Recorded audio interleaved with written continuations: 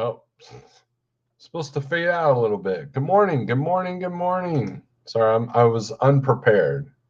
I'm still new at this live feed stuff, right? Um, I say that, but I've been doing live feeds for what, I don't know, 20 years now. So, excuse me. So, good morning. I hope everybody's doing well. I noticed rates have picked up a little bit, so we they kind of sank for a minute, but that blitz week they were doing pretty good, and we'll get some people in here. We'll do some shout outs, and then I'm going to play a video that CDN Canadian broker made for this very series, and so we'll have to do a screen share. Hopefully it'll play. If not, I've emailed him to give him the StreamYard link so he'll come in and essentially kind of go over any questions you might have. I don't want this to go over past 8:30 because I do have a dispatch job I got to do, and hopefully there won't be any emergencies or anything like that while we're live. Because I'm still safety director over at Like Trucking. So we'll get some more people here. We'll do some shout outs.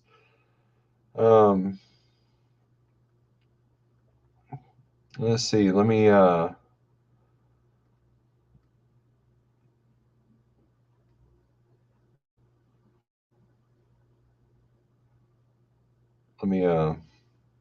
over some notes here. So I'm glad to see you guys in here. Let's see. Possible morning coffee series. That's the one I'm looking for.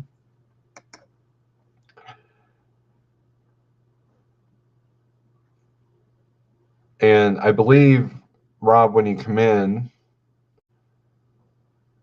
you can, once I know that you're in here, we'll be good to go. So anyways, we'll do some shout outs. We've got 21 people in here. We'll get some more people hopefully in here, but hopefully the video plays. That's my biggest concern. So anyways, we've got Daryl Worth. Good morning. Grafton, good morning. Dying Breed, what's up? I haven't seen you in a minute. How's the tanker world going for you? Pale Rider TV, yo, what's up, man? Big Houston, good morning. Jesse Wyatt, hello. We got Pam in the chat. We got Pigtail. Glad to see you showed up. Greg Zimmer, good morning, Steve, from the middle of nowhere, Nevada. And hopefully everything will go smoothly for you today. AJ, good morning. Raining in the metro, says Pigtail. Donnie Luke, good morning. Sean Oldfield, what's up? I had to make sure I got that right. CDN, I will join right away. I'll get this video playing and we'll go from there. So good morning, John, what's up? Anyways, so without further ado, let's see if I can get the screen share thing going on here. Share screen, you're going to see the you're going to see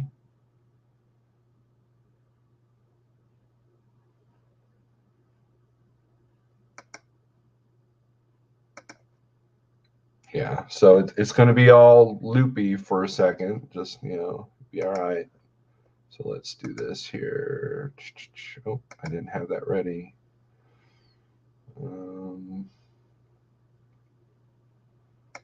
Sales and dispatch.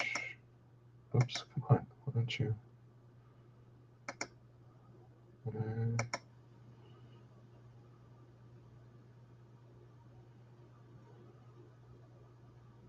All right. Let me make sure this looks good.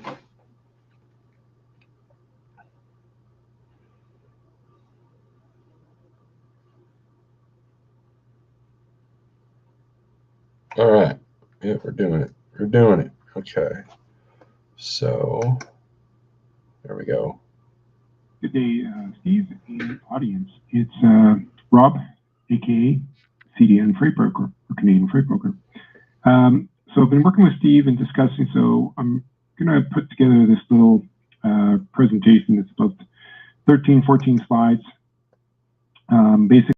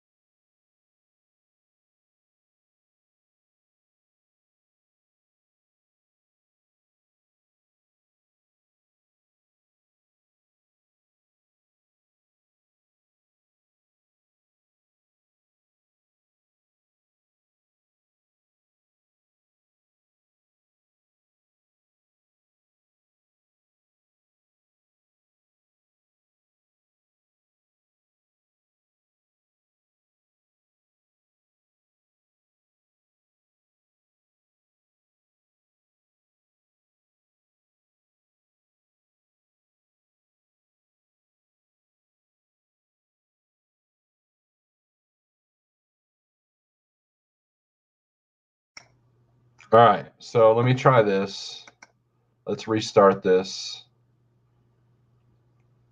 I think I know what I did wrong, so let's try this.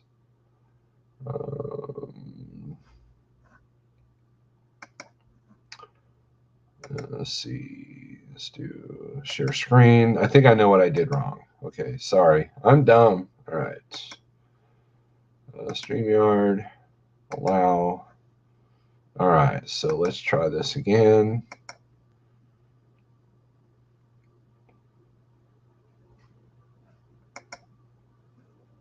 I don't know why I don't. Good day, Steve and audience. It's let me know if we have Rob, audio. aka CDN Freight Broker, or Canadian Freight Broker. So I've been working with Steve and discussing, so I'm going to put together this little presentation. It's about 13, 14 slides. Basically, it's not about rates. It's not about complaining about anything. It's really just about appreciation for the sales and dispatch process required for both freight brokers and carriers that go out there to get the freight to get onto the load boards. So that's really what this is about, is just taking a minute to either, maybe there's some drivers, company drivers who are on here watching that aren't really that familiar with the whole process, how that works in the back end. This could be for someone who's been trucking for 30, 40 years, and sometimes, you just forget. But if you've been in the truck for a long time, sometimes you forget what some of the processes are just to get that freight that you're hauling. Because as a driver, you're so appreciated in the industry. And then on the flip side of that, sometimes we forget what it takes to get that freight on your tail, so to speak. And then also for those of you that are either becoming an owner-operator or thinking about getting your own brokerage, or ever want to get into either side of it, sales, dispatch, this will give you a little insight and just peel the curtain back just a little bit to help you see what's going on. So I always like to start with the why. And I'm just going to make this, I'll just turn this over to here. Okay, sorry about that. I'll just put this over here so it's out of the way. So the why. We would just basically take a few minutes to appreciate what it takes to secure and service a customer as a freight broker or a carrier.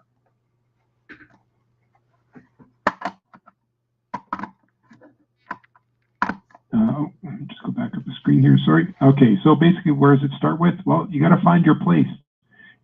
In this fast-paced world of logistics, it starts with the manufacturing, the production of goods. We've got the distribution and the end user. So we got logistics. And where do you fit in the cog? What part of it? Are we servicing hauling for raw goods and commodities? Are we hauling for the distributors with the finished products, or are we getting it to the end users? Then we get the finance side of it that's involved, along with legal and insurance. So it all begins with sales. So hopefully you guys can see it. I'm going to kind of jump a little bit, but basically we got this circle of life.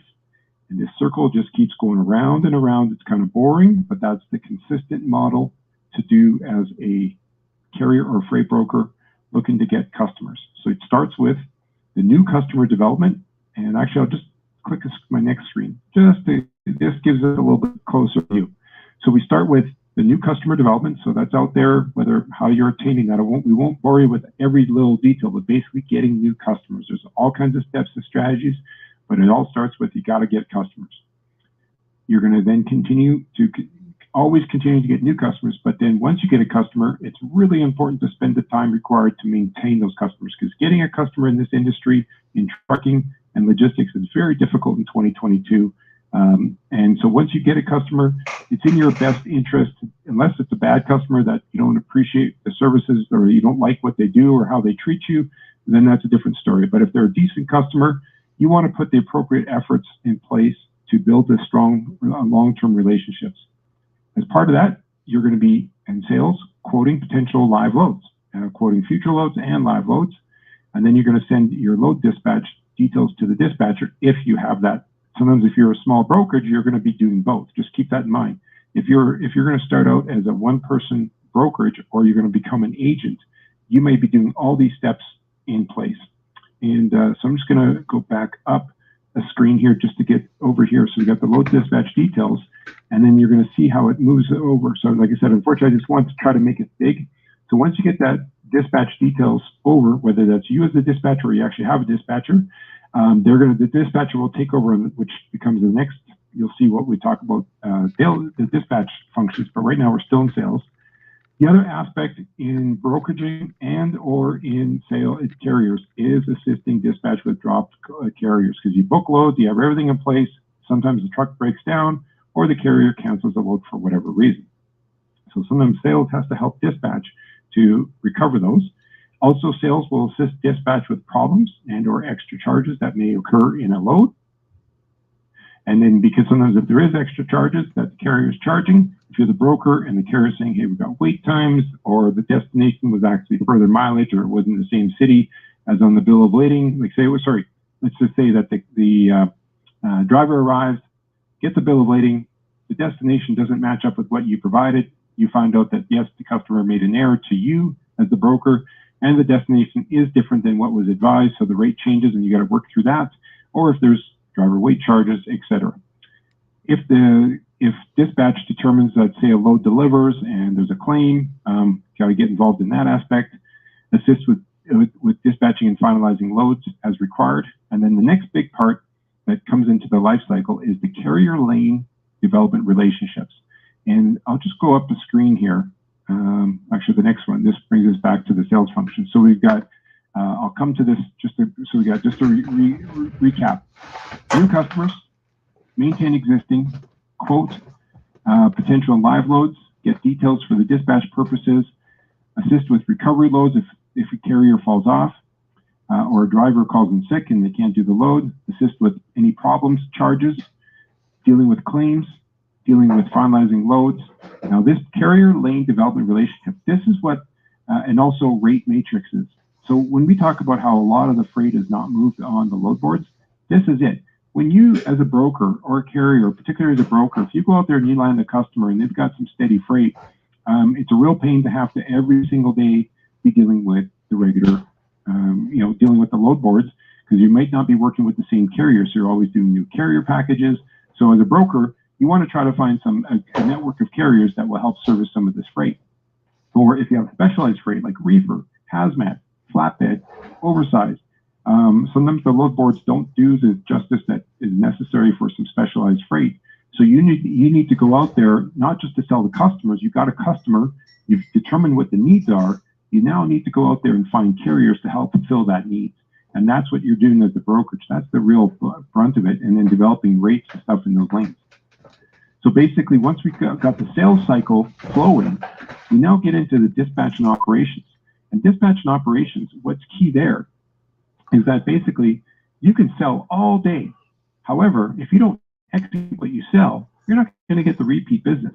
So long-term customer relationships require sales and dispatch to be in harmony. So we get on to now the sales and how it overlaps to the core functions of dispatch. So with this side, basically, sales, they get these customers. You got to match trucks to available loads. So whether you're a broker hiring outside carriers, or you're a carrier and you got 3 or 4 drivers and you got customers, you need to match the drivers to the loads. So you got to dispatch those book loads with all the details. There's I could do an entire section just about proper dispatching of loads. Recover drop carriers. You got to trace shipments, notify sales customers of status of the loads, address resolve problems, extra charges, any claims, issues. You got to finalize the loads for proper invoicing, make sure you got the PODs, any other issues, make sure you got the PO numbers listed where they're supposed to be in the system so that it appears on the invoice, like whatever your customer requires for their final freight invoice, if that requires the PO numbers, etc., the person who approved it, etc., the proof of delivery, make sure it's clear and signed.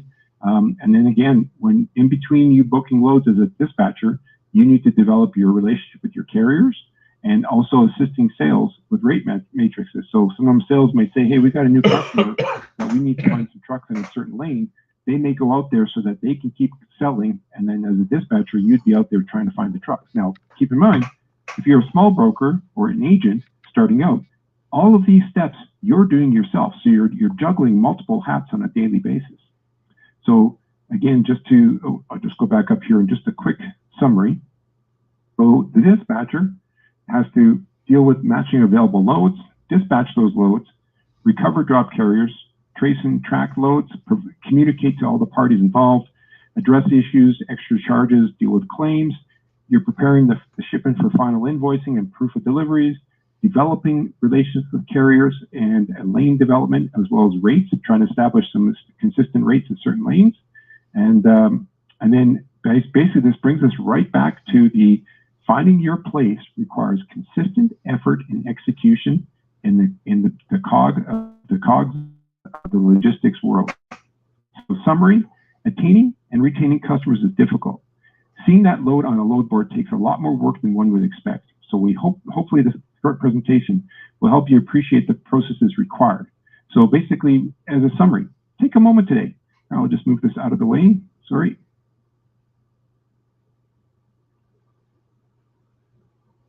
Here we go. Sorry about that. Call a broker that paid you great rates in the past. Thank them. Ask them if there's any lanes that you can service or get on their list of preferred carriers. Be proactive and show your broker partners that you want to be part of the solution. Without shipper, there's no loads. Without driver, there's no brokers. No brokers equals less loads. And I specifically said less loads without brokers because yes, carriers don't need brokers to go out and get customers. However, we've been working in the world of load boards. So the load board is an easy way for smaller carriers to get into the trucking game with their own trucks and find freight where they don't have to do all those sales processes. They just have to pick up and call the broker. The broker's done all that background. So that's what this whole presentation was about, just to appreciate the process required to get the freight available on those load boards. Yes, we have to deal with the pricing and we can be upset about if it's too low and the price of fuel. That's not what this is about. Simply to be aware of the process required, depending on where you are in your career and what you're doing, but just understand that there's a lot of steps involved and appreciate the process. Thanks. Back to Steve for discussion with the live chat. A copy of this presentation will be available. I'll send it to Steve, and if he wants to share it out, he's welcome to. Thanks so much. All right. So let's go back to this here. Close that. Close that. Close that. All right, Robert, you want to come in? You can. I don't see in the green room here.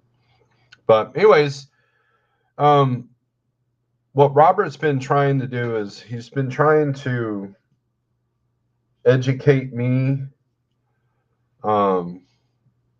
educate James. I mean, he's worked with James Best. He's been working with Jeff a little bit.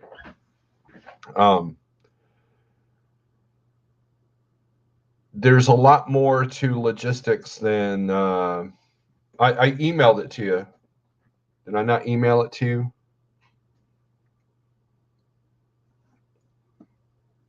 Yeah, check your email, CDN.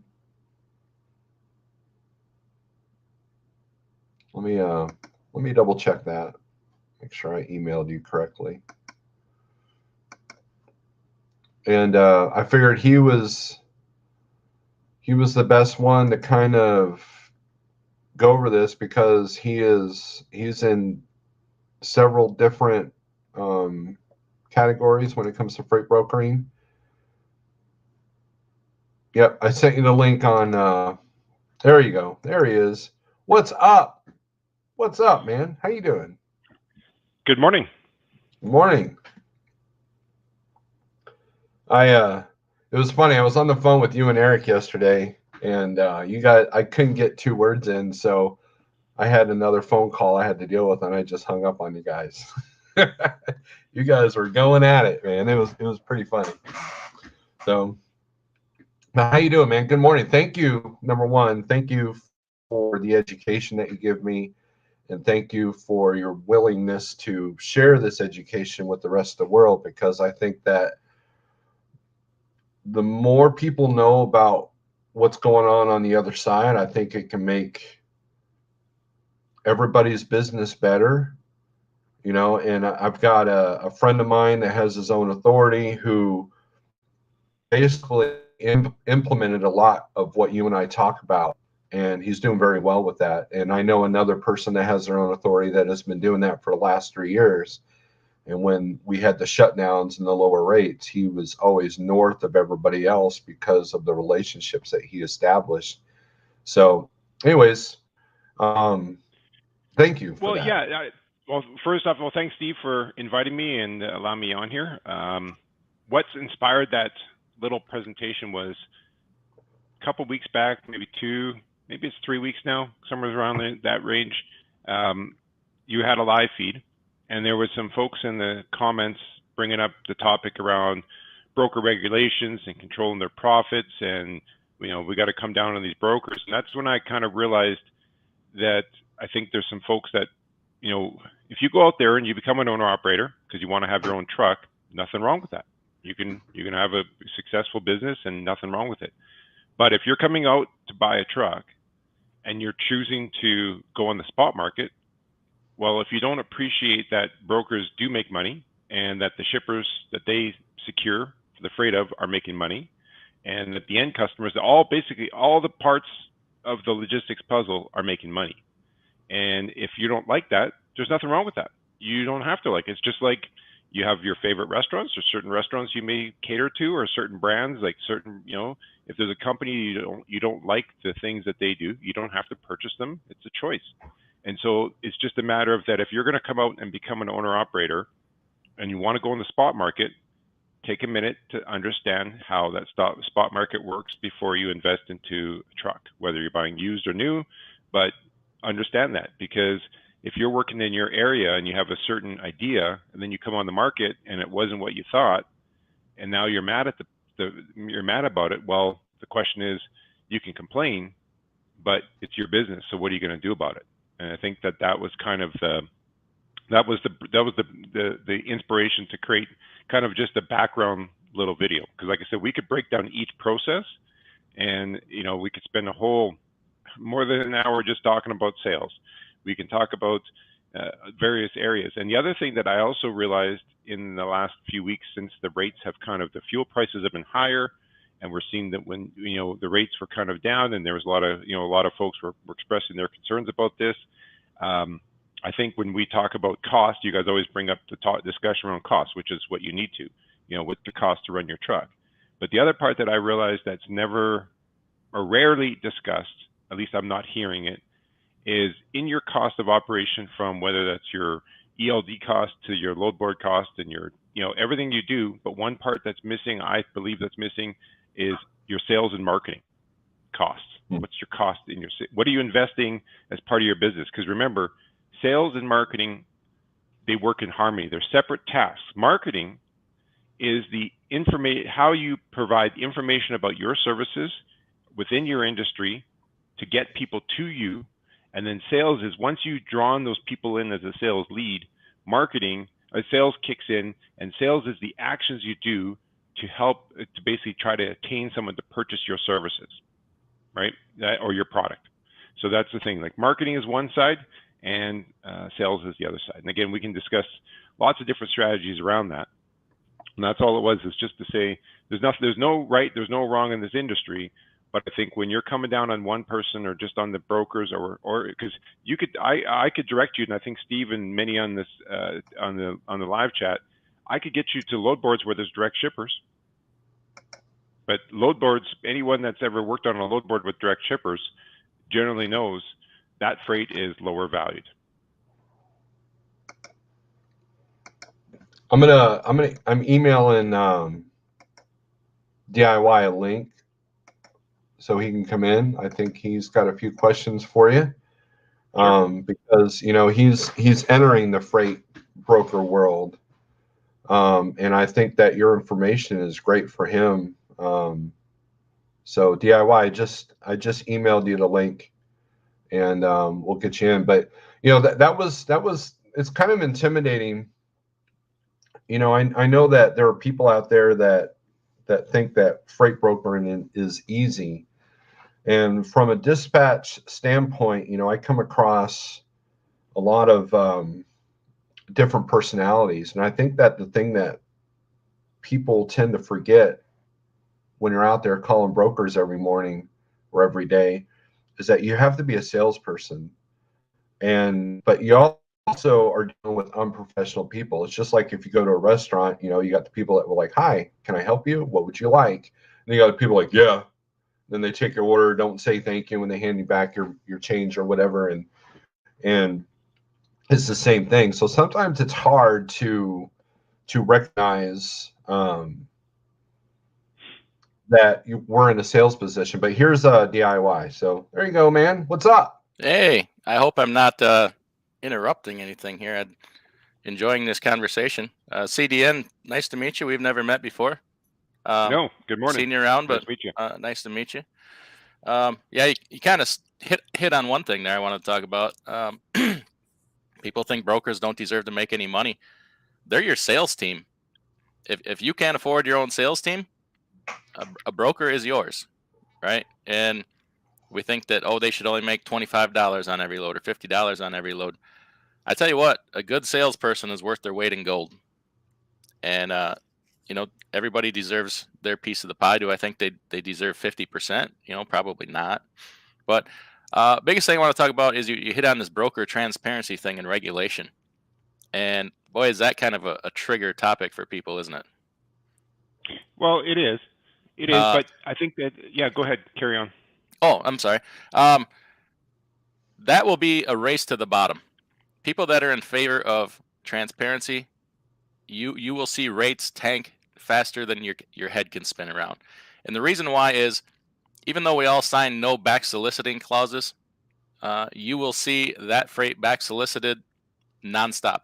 If somebody posts that rate and they post it for $1,100 and they have to share with you that they're hauling it for $1,200, guess what's going to happen within the next half hour? Somebody's going to get with that shipper and say, I'll haul that direct for $1,100.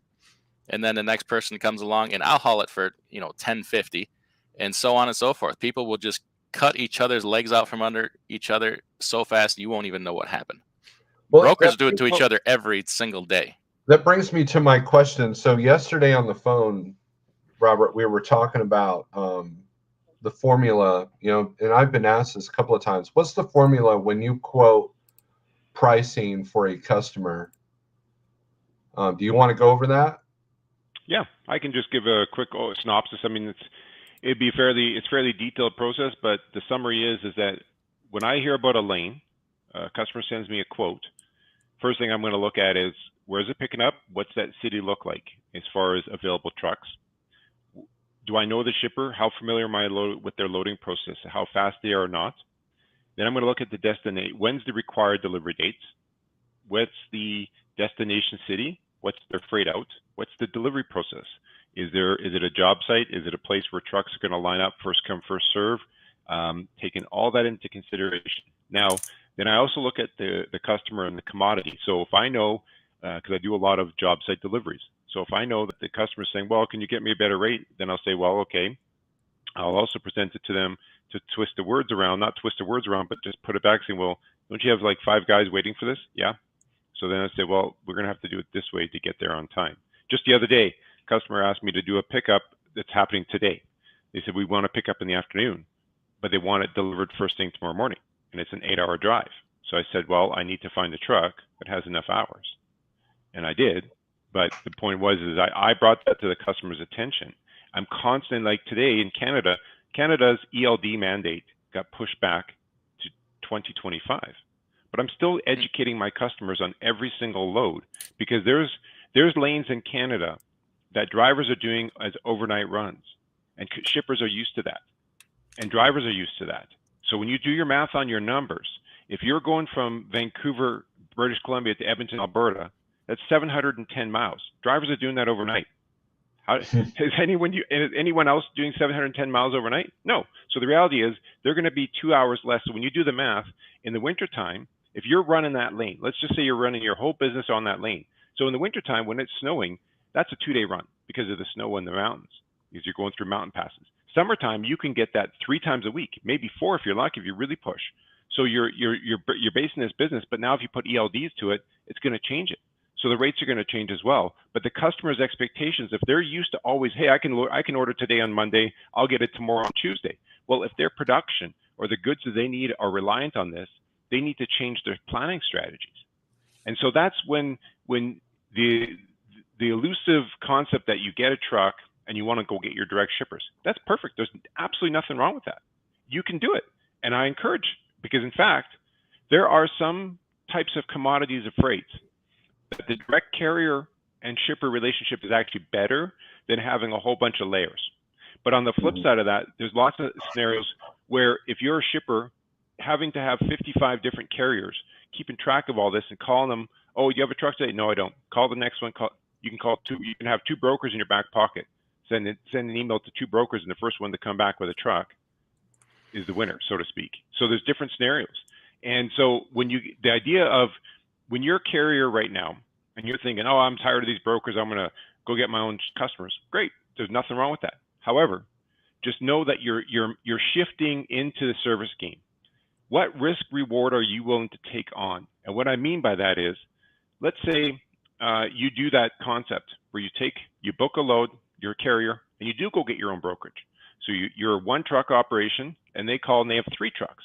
So you book the 2 other trucks, and you happen to be on a different load, and those trucks have problems. Say you even use 2 of your buddies, your closest friends. You just had breakfast with them 2 days ago, and they go do these loads, and they were stuck there for hours on end loading. And the shipper said, well, he was an hour late, and yeah, it took us a little longer, but we're not going to pay no detention. But your buddies want to get paid. So now you're out of pocket to pay their detention, or do you not? What relation do you want to burn that relationship with your friends? So you have to be willing to pay, just like a company. There's many companies that when you hire a company driver, you're guaranteeing them per diems. You're guaranteeing, hey, after so many hours, we're going to pay you this. And like even owner operators, many in Canada, there's a lot of the companies, they commit to the drivers a certain amount of things. But if the carriers hope to recover that, but if you don't, you have to be willing to pay for that. Just the other day, I had a scenario. We had confusion. My shipper took off early in the afternoon. I had a truck show up the way it was supposed to. There was confusions. Long story short, they wanted to add a piece. It was supposed to be like 2 pickups, 1 drop, and so forth. And I gave some instructions. The shippers, the people who were recovering from my main direct contact, didn't follow through. They ended up getting another truck to come pick up 1 little box and hired some hotshot truck. So what did I do? I found out the following week what kind of transpired, and they paid $500 extra. I gave them a $400 credit on that load. I didn't go back to the carrier and say, well, the carrier was not good. The driver was not good with communication. He was not being cooperative, and the dispatcher was not being cooperative. I took the hit. How many people? So you have to, where is it going to come and go? As far as you have to, if you want to go for the customers, absolutely no problem. But the question comes down to, and this is what brought this whole conversation around, is there's nothing wrong. But if all you've ever done was just drive, you've never sold anything in your life, You know, like that the Wolves of Wall Street. Sell me this pen, right? Sell me this pen. So, and again, we could do another conversation. How you talk to warehouses, like, you know, the different layers of people. If you talk to a CEO of a company, you're not going to talk to them about, hey, yeah, you know, I was at your facility last week and your dock had this, you know, you have a bent up dock plates. That's not a conversation for the CEO. The CEO is talking, they think in 10,000 feet, right? So, and again, if you're dealing with people, you have to understand the layers, respect their chains of authority so you don't overstep them. And so if you're currently working in the spot market, what I would bring to think to yourself is saying, when you go to a warehouse and there's 25 docks and all of you guys are dry vans, how do you stand out? That's a pretty hard gig. It's really hard. Like if you go to a smaller shipper where there's only one dock, well, how you can stand out is you're on time because maybe the previous 5 trucks were all late. You were professional when you arrived. You got the right paperwork, right? So when you're at a big facility, maybe carry around a broom. Sounds crazy. You're about to back in, and maybe it was a place where there's, you know, like we're coming off of into summer, maybe there's a bunch of gravel in the dock. Well, maybe, you know, you could sweep out the back of the dock. When they open the dock thinking you're backing in, they see you sweeping out. They're like, I've never seen a driver do that. How can you stand out? Making sure that your PODs, take an example, POD. What do FedEx does? When they come to your house to deliver a package, they have you sign the little thing, and then they say, what's your first name? Rob. And they type it in. So when you look online on the delivery, if someone sent you the package, they can see the scribble, and then it says Rob. So why can't you take a package, a little, you know, piece of that professionalism from there, saying when they sign something, if the signature is not legible, just say, hey, what's your first name? Colin. Write it below or above the name. And then the other one is, if you're an owner operator out on the market doing the spot market, I'd ask this question: in the last week, how many brokers are calling you for your truck? And if you're not getting emails and calls, that's your starting point. What are you doing to market yourself to your current network of brokers? If you're working with shippers, great. But if you're not, what are you doing to set yourself above? Maybe if you had a great load, email the broker. Put a subject line like preferred carrier. Hey, thanks for the great, you know, thanks for your, you know, the excellent communication on your load confirmation. It was great. And maybe if it depends how many loads, you can say, I've booked 3 loads with you, and so far all 3 loads have been excellent. Maybe the rates are so-so, but if their communication's been good, where you're not, everything they gave you was legit, it was accurate, you could put an email like silver platinum. I'm going to put you on my silver or my whatever level, my bronze level brokers. And all of a sudden, if they're paying really well, you can say you're now on my gold level. Some brokers will take, hey, that's pretty cool, right? I'm on this guy's list. So you have to find unique ways to set yourself apart. Hey, Big Rig CEO's got a question. Is there a mathematical formula? In other words, base rate per mile plus fuel added variables and whatnot? Well, I do 2 things. When I look at a rate, I'll do 3 things. I like, say, for example, the DAT rates or the Internet Truck Stop rates. I actually look at that last. My first thing is I take, as I mentioned before, where it's picking up, where it's delivering. Do I know the shipper? How long? What's this load? Is it low, you know, floor loaded? Is it palletized? How long do I think it's going to take to load? I put all that together.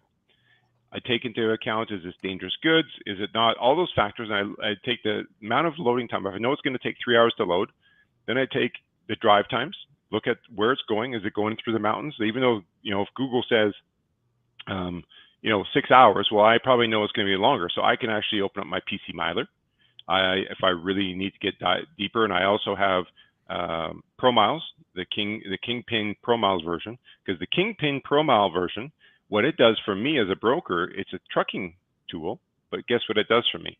When I have a customer who's really wants times, in the trucking Pro Miles, I spent maybe $800, $1,000 on that software years ago, and I still use it to this day because it's the Kingpin version. Because what it does, when I log it in, it starts up, you know, the sound of an engine turning on, and then what it does is I can create saved lanes, but it also gives me fuel. I can actually, it does 2 things. One, I can look at truck stops. If a carrier is concerned about stuff, it actually gives me the network of truck stops in the lane. I can then, and it will actually show you various things. And the other thing I can do is I can put in the start time. So I can say, okay, there's a truck departing at 10 a.m. and I can estimate the loading times and then the speeds, and if it was a team load or single load, and you can put all that information in there, and you can actually create a driving itinerary. So I can see what the estimated times would be, and then I can compare that to the drivers, right? And if you had a fleet of drivers, you could use that tool to help you with your planning. So, but back to the rate. So I take all the factors of loading, unloading, then I take into account the time it's going to take for driving, as what conditions they are, and then I usually will do two things. I'll put all that into an equation, and I'll actually use a rate per hour. Then I'll take the same concept with the mileage, and based on my knowledge of what I believe the rate per mile is in the lane, I put that to it. And if the numbers come out about the same, then usually I know I got the number. And then the other thing I'll do is I'll look back at our history, because I'm an agent, I'm not the broker. So it's actually a benefit to me because I have a network, right? I got our system, we have what 30-some thousand carriers, but we have agents. And so in our system, I can click a it's called rate lane IQ in our TMS system. And I can put in the city, the destination, the type of equipment, and it will show me in the last however many years, all the lanes that have been run. So I won't see the customer, but it will show me what we paid the carrier. And then, because often, if I look in that lane, say I haven't run that lane, and I see that we have a carrier that's done 4 loads, I'll call that carrier and say, hey, you booked this load with so-and-so at my company. And oh yeah, we know it, because they know me. So as soon as they know it's me from my company, generally they're going to talk to me more, and they'll actually give me better pricing. What is the hourly rate that you base it on? Well, it varies. If I'm doing dry van in the States, I would use between $85 to $100 an hour.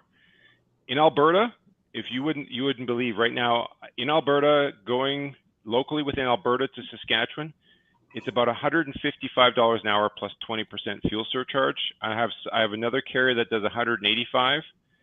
This is just regular flatbed freight. So it varies, like, because when you're figuring the transit time on the load. Yes. So here, I'll tell you the transit time. So let me just add one more caveat I forgot to mention. When I'm delivering to like a small town where there's no freight out, or it's going to like a site, I actually build in the deadhead. Like, for example, if I get quotes often from Vancouver to Redmond, Oregon. Well, if you know where Redmond, Oregon is, it's past Portland. There's nothing there, absolutely nothing. It's about 150 miles outside of Portland. So I'm going to build the mileage back to Portland.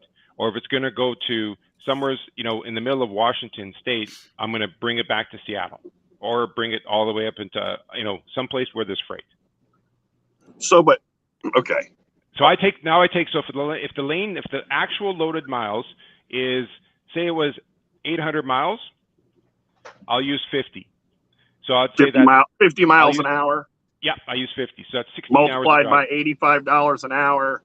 So I'll plus, plus deadhead time plus dock time. So like, say an 800-mile lane, you divide that by 50. That's 16 hours. If you allow for 2 hours of load and unload, so that's 4 hours.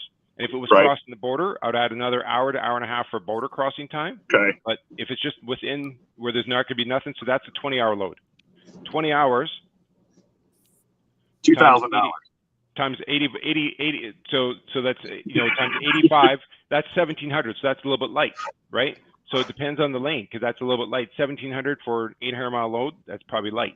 So, but again, if there's deadhead miles, I'll add that. Like if I know it's going to a small town that's an hour and a half, 2 hours away from the next major city, I build that into the equation. And I assume if it's picking up in a small town, I build in the deadhead to go pick up.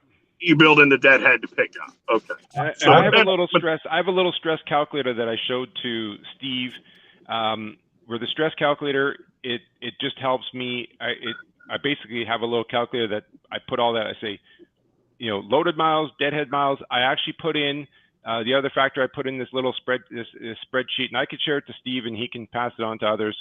Is basically I put all the mileage. I put in the fuel cost. I look at the fuel cost at the origin, and I can look at the fuel cost at the destination.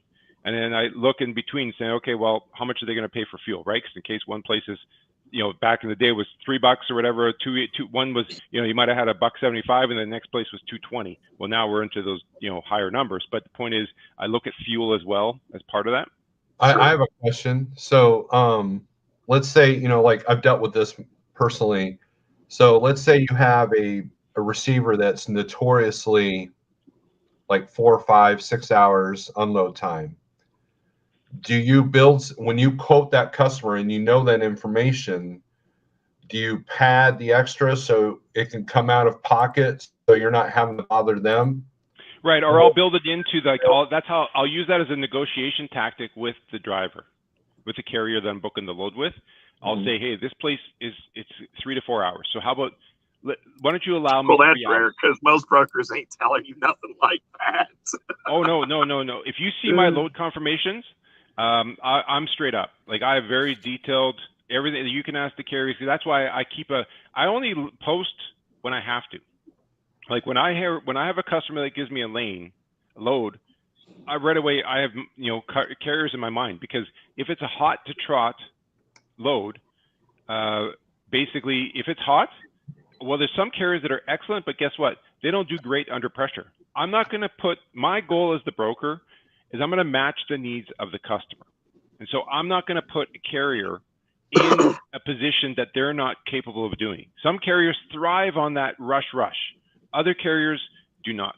So I know their capacities, and I ask those questions. Like I know that, like I have a very time-sensitive load picking up in Georgia. The driver's probably there right now being loaded, and it's coming into Edmonton. It has to deliver Sunday morning, 7 a.m. Then it has to deliver the next morning up in Fort McMurray at a job site. So I spent a week negotiating this deal. Like it's not a cheap load. I'm paying the carrier a lot of money, and this carrier is recognizing that. But I also gave all the particular details of this load, right? It's a dry-van load, but it's very time sensitive because there's crews involved, and there's people flying in from Georgia coming into Canada to go to a job site, and they're stopping, and so they kind of come into Edmonton, they set up everything as a training, and then they go to site, but I have to do the coordination there. And so there's a lot of steps involved. And I mean, this is not a cheap load. It's worth $231,000 US as far as the value of the goods on the trailer, right? So there's a lot of steps involved there, but I take all that into consideration. Like when I looked at this, because it's picking up today, I did all the timing. I asked about their logbook hours, everything. So do you factor in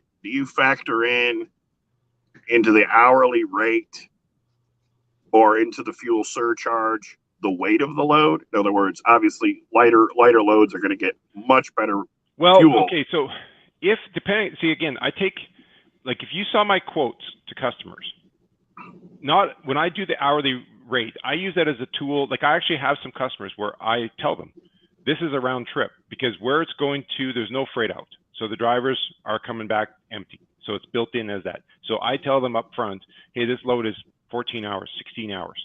And I give them all the details. And then when the load, I said, then the final charges may change based on actual time. Now, when I get if I budgeted 16 hours and then the carrier says, okay, Rob, it took 19. So my first thing I do before I call my customer is, well, first I look at where it was. If there was some extended loading time at the shipper, I'll phone my shipper and saying, hey, when we loaded yesterday, was there a delay? Because they'll say, no, the driver was here actually 45 minutes late. Because now I go back to the carrier saying, hey, you guys were late, so we can't pay that extra hour there. And then I look at the consignee side, and I'll phone up the consignees who are supposed to be unloading. I'll say, well, the driver says he arrived at this time. Yeah, he was. There was a backlog, and we only had one forklift. Yeah, so he was there for 2.5 hours. Okay, legit. But then, so I have detailed notes, and that's the difference. You know, like a customer can call me today from a load from a year ago, from 2 years ago, from 6 months ago. Why did we pay this, Rob? I can look it up, and I got notes, because in my TMS system, I don't just put a flat rate. When I put the breakdown, if there's a change underneath my line item, there's a box to put a note. So I'd say originally planned 21 hours, actual time 24 hours or whatever it was. And so the ones I quote to my customers where it's hourly, I send them a pre-quote showing this is the estimated, and then I say, hey, this is what the actual times were. If it's where my customers want flat rates, because I have a lot of my customers where what they do is they take my rates and then they go to the end customer. They're selling them a product. They're going to take the cost of their goods, add it to my freight cost, and they combine it, saying we're going to ship you a truckload of this product for this, everything included, the product and the shipping. Now, when there's delays, I have extensive conditions for each customer. So sometimes, depending on what it is, I'll tell them this price here, this price here. I put all the conditions, like, you know, say what if they're quoting me today for a load in the future, the rates are very variable because of supply and demand right now. It's very in Canada, and going across the border, demand rates are very high right now. So I put subject to truck availability. You got load time and unloads, and my hourly rate will change based on the customer and the carrier, what they're charging in that lane. And I put other conditions that are necessary, that are applicable, because I'm also asking, as soon as I see commodities, right as soon as I get a trigger word on certain commodities, I ask them about the value, because sometimes, like this load here that's going from Georgia to Alberta at 231,000, I ask the customer, do you have your own contingent insurance, or would you like me to provide you additional? Because I'll either go to the carrier saying, hey, can you reach out to your insurance company, how much extra to cover this full load? Or my broker has, for pennies on the dollar, we can cover the insurance. We actually provide a full cargo insurance policy for the shipments. So there's that side of it. So I'm taking into consideration all those factors. And so it's all about, so if you're an owner operator and you want to get into the sales game, absolutely nothing wrong with it. But just know to yourself, how comfortable are you? Could you stand up in front of a CEO's office and do a presentation right now? I'm not saying you have to be able to get there, but you do need to be able to get there if that's your goal, because here's what happens. If you know someone in that shipping office, they've trusted you and they like you. So, okay, they're your conduit. They're the gatekeeper that got you through the door. So they come in, they vouched for you for the company. So two things can happen. That shipper, that your friend or the contact you had, leaves. Now, when they leave, if you had such a good relationship, when they go to a new company, they'll call you, but you also still have that existing customer. Now you have to figure out how to work with the new people, because often when new shippers come into a facility, they sometimes tag along some of their other people. And let's say everything's going tickety-boo. You have no problems. You've done 20 loads for them. Everything's great. The 21st load happens where maybe your truck broke down, or you had a problem, or there was a problem. And then the end customer was upset with the service level to the point they went straight to the top to that CEO that you've never spoke to. Now the CEO says, well, who's the carrier on this load? And they say, so-and-so. Well, they're out. What? I didn't even get it.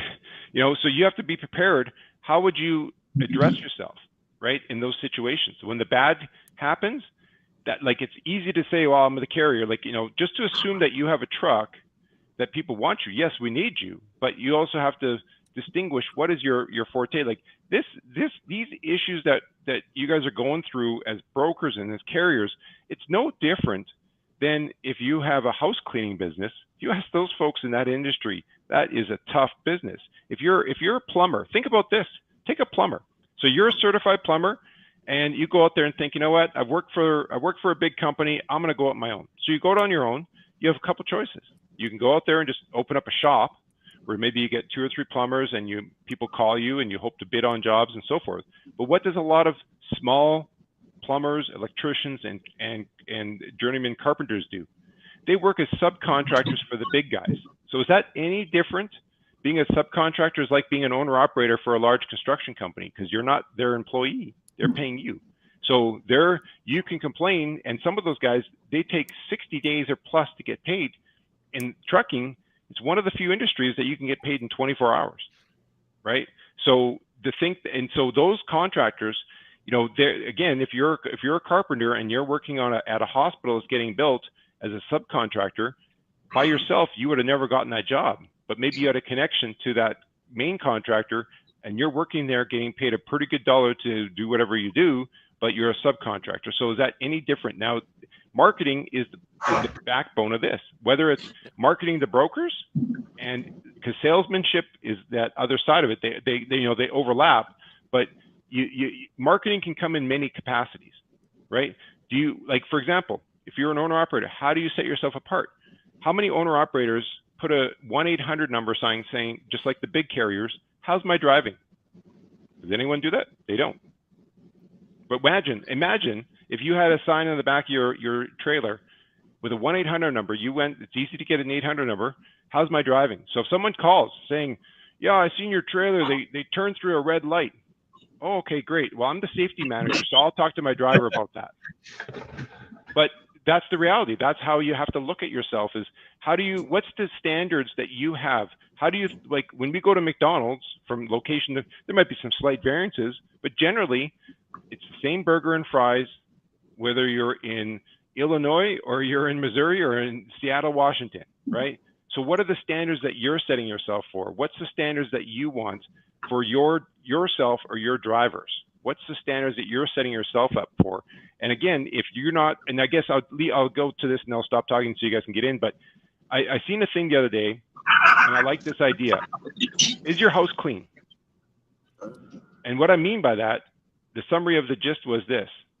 A lot of times when the market shifts, people think, well, I'm going to go switch from dry van to flatbed, or I'm going to switch to another thing, whatever it might be.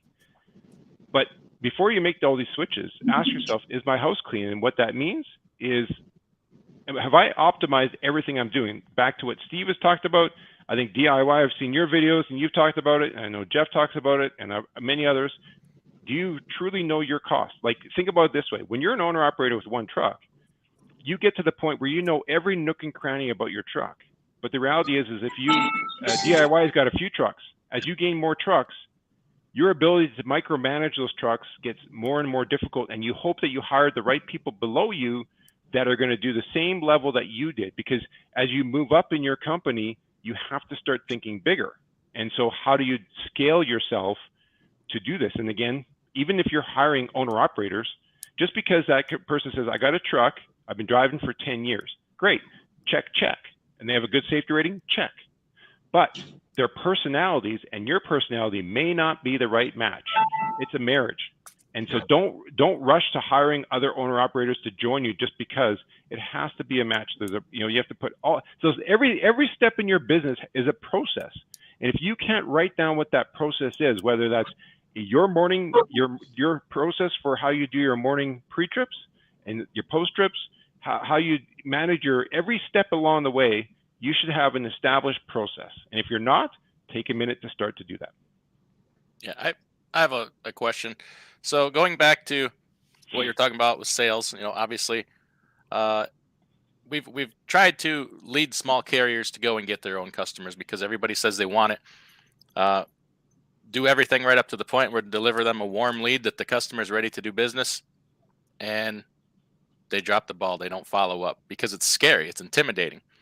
So if you don't want to do that, then the next thing is you're hiring somebody to do it for you. Just like that plumber, he's subcontracted to the bigger plumber who has the contacts. Well, that's sales. So sales it's of a higher value than what we've believed it to be in this industry. It's worth more. It's so forgotten about and overlooked because we're just handed loads, or we can book loads off the load board with no thought of what went into it before that. So my question to you is, if we back up a ways, say you as a broker, you're going to go out and contact a customer, a completely cold customer that you've not done business with before. You know a little bit about them, but hey, you're trying to acquire this new customer, and you might know that they have a history of they're a tough nut to crack, right? And we're working with somebody like this right now, and it's going well. But my question to you is, on average, in that scenario, how long do you talk to these people? How long do you build that relationship and show your value to them before you might actually even move your first load for them? It can be several months. It can take you 3 to 6 months. Again, in those scenarios, when I'm going to crack, like, think about it this way. When I'm going to crack a new customer, think about first and foremost their industry, right? What is their industry? Who are they like, is their industry, for example,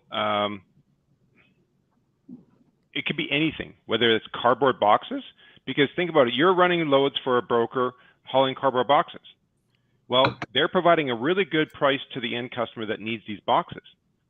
Well, all of a sudden, You call the broker up, hey, I could do another truck. Oh, well, we lost those loads. And you found out that because too many carriers were late, the other customer was upset about the level of service that this supplier, not because of their product, but because of the carriers they had, they were disappointed, and they lost the contract because of carriers.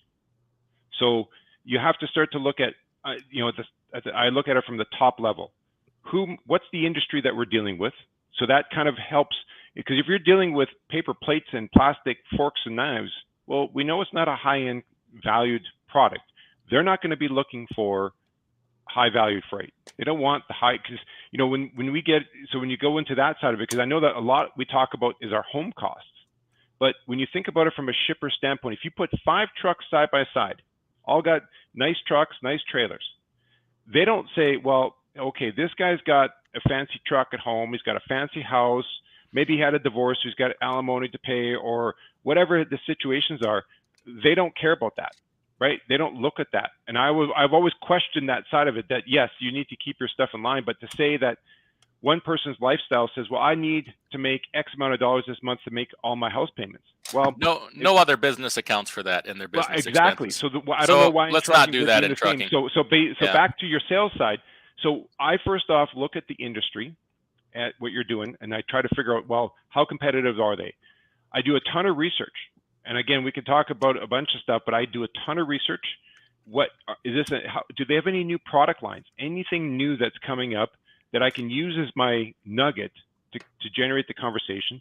Utilize LinkedIn to see if I can learn anything about them, who's there, and maybe that I'll see that there's an employee there that you might get to talk to, that, hey, what's their background? If there's anything that it's, whether you see that they go fishing, whether they're a sports person, maybe it's your sister went to school in this similar industry or something, and they went to the same university or college. You can bring that, hey, my sister went to so-and-so college I see you graduated from, and she really enjoyed it or whatever, right?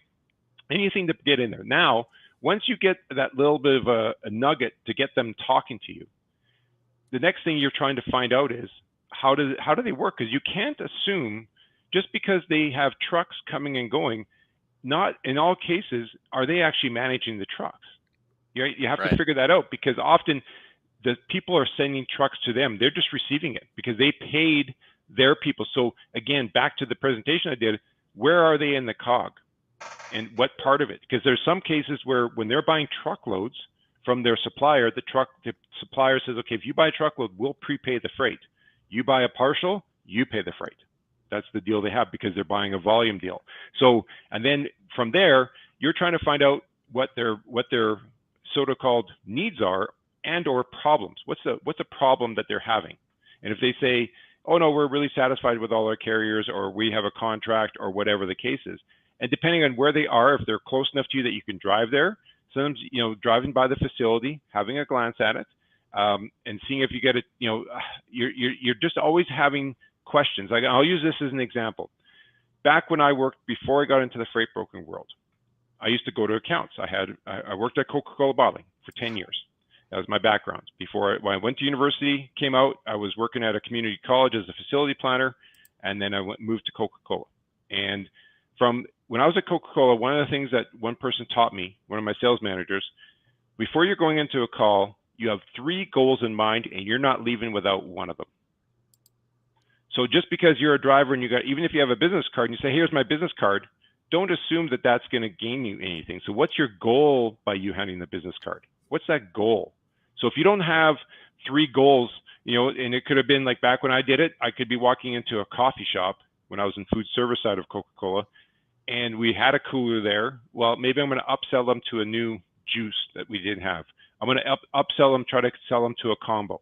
So as a broker, when I make a call on an absolute cold call, I might have 3 goals. One is, verify that they actually need trucks, because you got to do the research. Maybe they own their own trucks. You don't know that. You think that they need to move freight, but maybe they own their own trucks. What part of their channel are they? If they're a distributor, right? If they're that distributor, well, often if you're a distributor, they might be getting the prepaid freight from the manufacturer. So now that's your conduit. Okay, so then you can often tell by their website the brands that they sell. So without asking them, when they say, "Oh yeah, our suppliers provide us the freight, they ship it to us. We don't actually book trucks." Oh, okay. Then if you get that answer, you can always say, "Well, is there ever a situation that you ever have to?" "Oh yeah, well once in a while we'll have," because now they'll say, because there's some distributors where the manufacturer sends in the product, they assemble, maybe they're selling multiple product lines, they get an order from a client, and they tell their clients, you must arrange your own truck. So this customer is in the sweetest spot because they deal with trucks, but they don't actually pay the carriers. So now you figured out that, okay, this is a true middle person. They get freight coming in, so you can look at who's their suppliers, what brands are they selling. So you got to chase after those brands. Then you got to figure out, well, who's their customers, who's buying from them. Then if you know that they do a lot of freight, but they actually don't arrange the trucks, you got to see how you can get them to help you get connected to their customers who are looking for freight. Because you can say, well, you can always, they say, oh yeah, well, the manufacturers supply us the freight. Okay, well, how about when you ship to your customers? Well, actually, our customers arrange their own freight. Okay, have you ever experienced that a truck didn't show up on time? All the time. Really? Okay, boom. That's your connection. You found a pain point where you're seeing that even though they don't pay for the trucks, their pain point is when trucks don't show up on time for their pickups. Now their whole day is messed up because also they planned a 9 and 11 and no trucks showed up all morning, and all of a sudden they got 5 trucks in the afternoon because the morning trucks showed up in the afternoon along with the afternoon trucks, and now it's chaos. So then you can say, well, do you know what state you don't have to ask them for the customer's name, saying, well, what states are they coming from? Oh, actually, yeah, that is a difficult area, or you know what, that's an area that's actually a strength for me. Maybe, would it be possible that I could send you an email? Would you mind forwarding it to your client, and maybe they could use me as a contact next time they quote, just to compare potentially my rate and my services as a comparison and see where it goes from there, right? Because again, the other factor into this is that what's their credit levels, right? As you go through this whole process, you could do all kinds of stuff, and all of a sudden you find out, you get to the point where they want to start quoting, so you're quoting loads, and they're like, okay, we're ready to move. Then you get them a credit application, and all of a sudden their credit's no good. Now what? So, yeah. And often they like, as a agent, they know when my company comes back and says that the credit's not good enough. Well, and I say, sorry, we're gonna have to do a prepay. It's not a shock to them. They just hope that we were gullible enough to give them credit. So again, if you tie this back to become an owner operator, and you want to get your customers, again, nothing wrong with that. But if you're one truck, one driver operation, what steps do you have to do credit checks? Well, and most likely you don't have the time to do all this. You got to drive, you got to move freight, and most of it's probably above your pay grade, honestly. Well, not always. And it takes time. I'm not gonna make any assumptions about a driver. I think that there's drivers that may have come from a background where maybe they work for a manufacturer and they were the person. I'm not going to make any assumptions that what their skill levels. But if all you've ever done was been the driver, nothing wrong with that. But just know you may need to. But if you're coming into this industry new and you want to figure out the long-term game, because it's a marathon, it's not a sprint. And they're good skills to learn. I mean, even if you don't ever have an intention of doing it, honing those skills and brushing up on it, hey, you made yourself more valuable to everybody. Right. And again, when you look at if you took your business as a wheel, right, like a bicycle, and you got spokes. So you say, okay, on safety, if I'm a one truck show, where's my safety? What procedures do I have that if I fell coming out of a shipper in the winter, coming down some metal stairs, and I hurt myself, what steps and procedures do I have in place? Do I have all that in place? Do I have a camera ready if there's an incident? Where am I at with my safety? Do I have a binder that has claim forms, incident forms? Am I organized there? If I'm not, if that spoke isn't fully from the hub to the rim, get that up there. Then you look at your dispatch process, how you do things, all your steps there, where are you at with that? Marketing, an example, a simple thing that you can do to hone, and I think there's only a select number of carriers, but a simple tip you can do is, again, when you're at a warehouse where there's 35 docks and you're just one van of all, how about when you pull forward, because we know that there's a lot of the shippers, they don't let you in the warehouse. You're not allowed to. You have to chalk your wheels, lock your airlines, pull forward, and all these steps. So you don't even see the freight being loaded. So number one, before it gets loaded, walk your van. When you're hustling from one to the next, even if you have to quickly unload and you get to the next, always walk your van. Why? Because the previous place in the process of unloading could have peeled back one wall panel, and that one peeled back wall panel may puncture the next load coming in. And so if you don't pre-check your equipment on the inside before you back into a dock, and there's a claim, well, how can you not verify it? So go in there, take a picture with a timestamp so you can see that you took, and if you come in there from the previous place, you got those pictures. Now, when you pull forward, what about this little tip? As soon as you pull forward, even if you didn't see the freight loaded, but you have to pull forward to close the doors, before you close the doors, take a snapshot, close the doors, take the snapshot of your trailer, and if they provided the seal, send those pictures immediately to the broker, even if they didn't ask for it. Just make that a standard process. And you send it to the broker saying, loaded, 2 pictures, picture of the inside, and if you have to put load bars, put the load bars, take the picture to prove that you put them on there, and then this way, again, if there's a claim, when there's something punctured, as soon as I see, oh, okay, because if you didn't transfer the load, and they say, oh, this side of the boxes were ripped, well, look at your wall. What happened to it? Because if there, if there's a puncture, where's, because again, as a broker, if someone says, oh, there's a claim, the first thing I ask my customers, what was the driver's actions or equipment that contributed to this claim? So if it's flatbeds and it's straps, well, again, why, if you see that you had straps and there's boxes on there and the straps are digging in, why did the shipper let the driver leave? Right? They should have stopped it when a shipper, again, do they have all the checks and processes in place? Sometimes not. Some of them are excellent, some less so. So if you see, like as a driver, you got to be prepared, ready to accommodate. Like if you see all of a sudden, you're not given all the details, you show up and there's several pallets of cardboard boxes. Well, if you don't have corner protectors, then what's a tip to get around that? You say to the shipper, hey, do you have any spare pallets? Yeah, we do. Put them on top of the pallet, on top of the box, so that when you put the strap on, it doesn't dig into the boxes. And if they don't have the extra pallets, and you don't have corner protectors, well, you have dunnage. You can put that on the edge. If you don't have that, while you're getting loaded, you might say to the shipper, hey, I'm gonna have to dolly my trailer. There's a shop up the street. I gotta go buy some corner protectors because you guys don't have pallets. You don't have any extra wood. And if I strap this, I'm gonna destroy these boxes. So you gotta look at all those aspects. Those little things go a very long way, especially when the market gets super competitive like it is now. At a time like we went through for the last 2 years, it was easy. You could do whatever, and they just needed trucks. But now, when there's less loads, and you want to sell yourself to get more money, it's these little things that go a long way.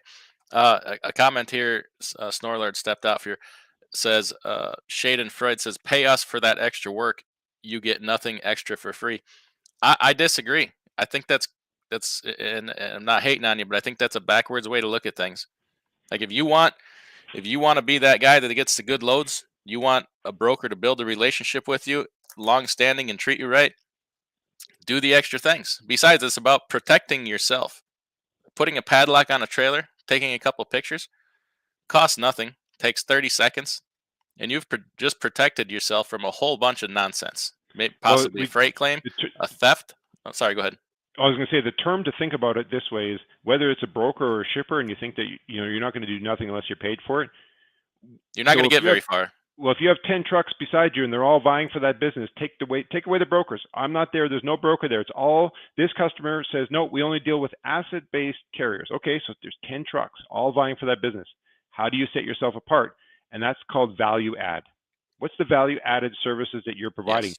When we go to McDonald's or Subway, they have value added by comboing up the meal. That's a value add because they give you a slightly discount when you buy all 3 together versus 3 individually. Mm-hmm. Right. In today's world where, I don't know how much YouTube you watch, it's very popular to hate brokers and say they're screwing us, they're taking all our money, they're not this and they're not that. Well, have you built a good relationship with somebody to where that's not happening? And if you say we need to get rid of brokers, we need to regulate them, well, somebody's got to fill that gap and do that work. So if you're Well- not willing to do it, then that's where the broker is. Wait. Do you mean that a broker's just not some dude in the pajamas on the phone? Are you? Is that what you're telling me, DIY? Well, I mean, I'm sitting here, in my undies yet, and we're doing this. No, I'm just kidding. Just kidding. No, I mean, we all, not we all, but it's popular to complain about brokers, and some of it is rightfully so. But somebody has to fill that gap and do that work. We can't just say get rid of brokers and this and that, and nobody fills that gap and does that work. Somebody Right, has to do it. And I So think if we're not willing to step up and do it, then that's their place. Well, there's a mix. There's excellent Yeah. drivers, and there's bad brokers and good brokers. And I Yes, would you're say absolutely right. When people are talking about that brokers are the scum of the earth, so to speak, and so forth, I would throw back this question: have you ever managed a portfolio of customers? If they say, "Yep, I worked for this company. I was the sales rep for this company. I did this much business. I'm now chose to become a driver for these reasons." Great, you have insight, and you're saying the way I see these brokers are doing is not how I would do it. Great, you're bringing value to the table. But just to stand it, so it's kind of like this: if you belong to a baseball club, or you belong to anything, a men's golfing, whatever society or group that you may belong to, and they have their annual general meeting, and you're like, yeah, that baseball tournament that we held and stuff, it wasn't very good, and you guys should do this, you should do that. Great, you're now the baseball tournament coordinator. That's how it works, right? If you put your hand up at an annual general meeting for a volunteer group and you're just going to stand up and complain, my theory is if I go to that AGM, I don't say a word unless I'm prepared to step in and make a difference. Right. If I'm not willing to step up, then I'm not going to complain about it. Yeah, and we just came out of a market, two odd some year market where you couldn't throw a rock without hitting an opportunity. People were willing to do just about anything to move freight. The opportunity was there where, hey, if you were mad about something, the opportunity is there to change it, and it still is largely. You can do something about it. You can change it for yourself, but a lot of times it's just easier to sit back. Well, you know how many times complain about it. On the flip side, I've had many times where a carrier says, "Oh, Rob, I got to cancel. My truck broke down," and it's like an hour before they're supposed to be there. I'll say, "Okay, send me a picture of the bill." 9 times 7. I think once I've had someone just in the past year, I've had it happen several times. Once they actually sent me the bill that I could send to my shipper as proof. The rest of the time, they're just lying on you, right? So carriers are no different. And here's, exactly right. Here's the bane of it. When you're a broker or a carrier, it all comes down to what stresses you want to have at night. Because think about this: if you have a customer, and if you're a broker and you got 10 loads and you covered 6 of them, 7 of them. Now, when you wake up and you go to bed at night and they were expecting trucks in the morning and you didn't cover those, you get canceled at 4 o'clock. Well, how are you going to get those trucks there in the morning if you don't have a plan? So the question is, like a lot of, if you're professional about it, you're going to call your key contacts. You're not going to wait till the morning saying, "Oh, sorry, I didn't know." No. You're going to call that night saying, "Look, I've had some trucks falling off. I apologize. I've been busting my butt on these loads all day."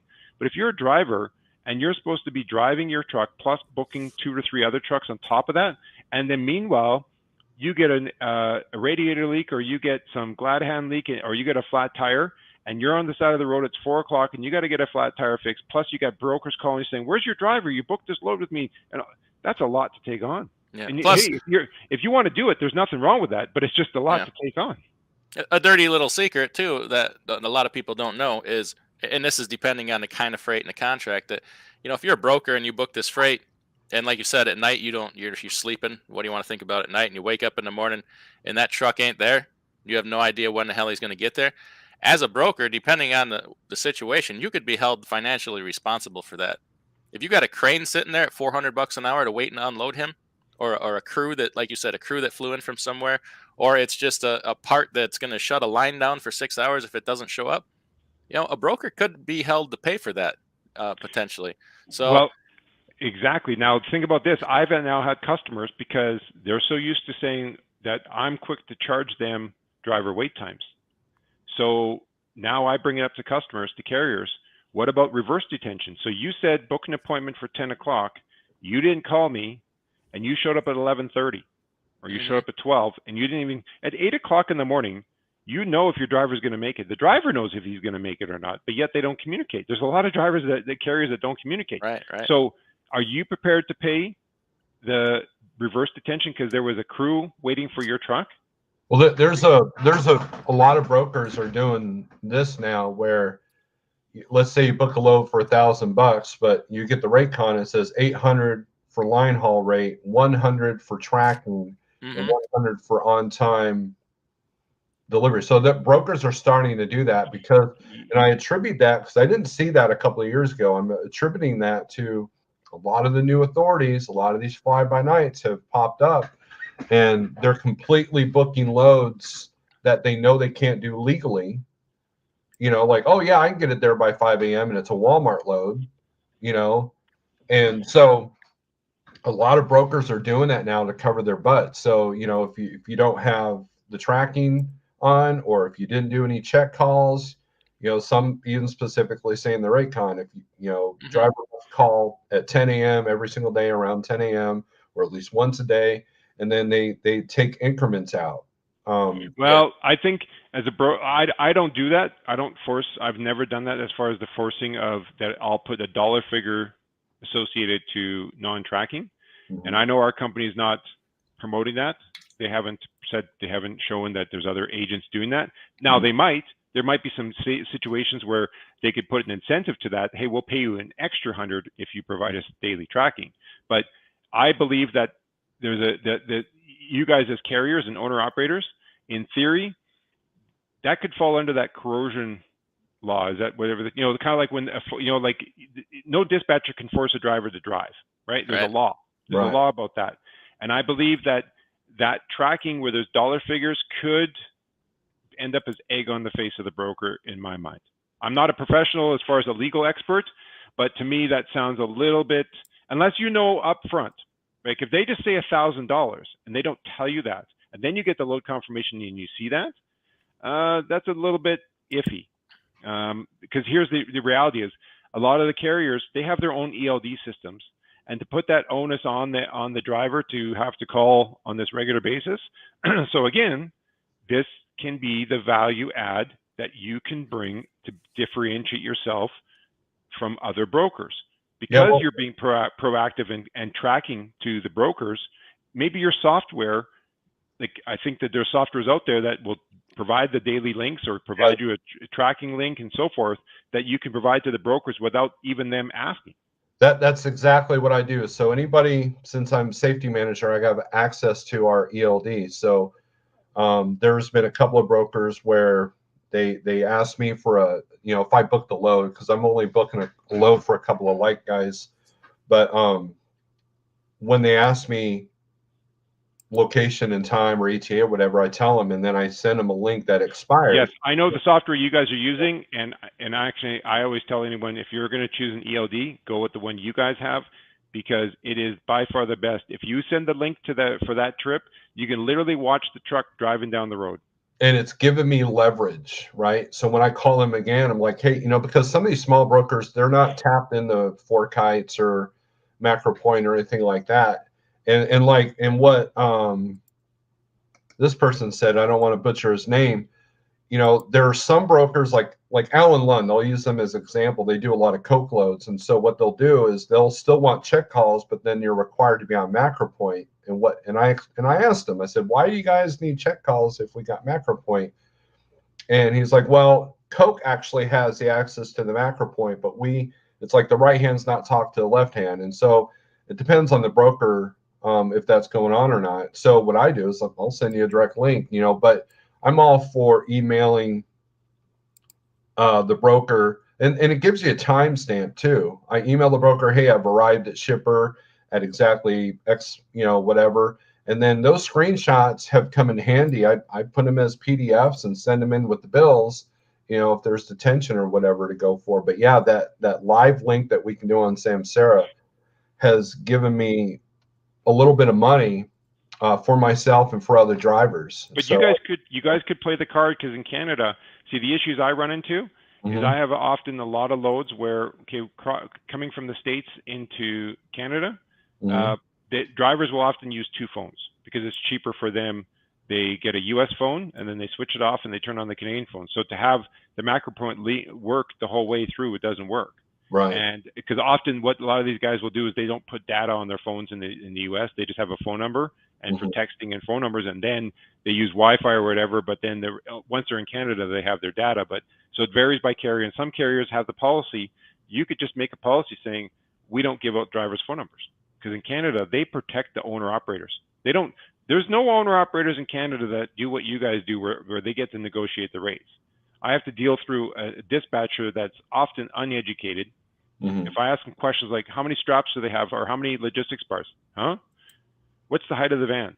Right? So as a dispatcher, again, if you're dispatching trucks, I always say the first thing you should be doing is meeting that driver, taking pictures. If you're dispatching a van, you should know the exact height of that trailer. You should know the trailer number.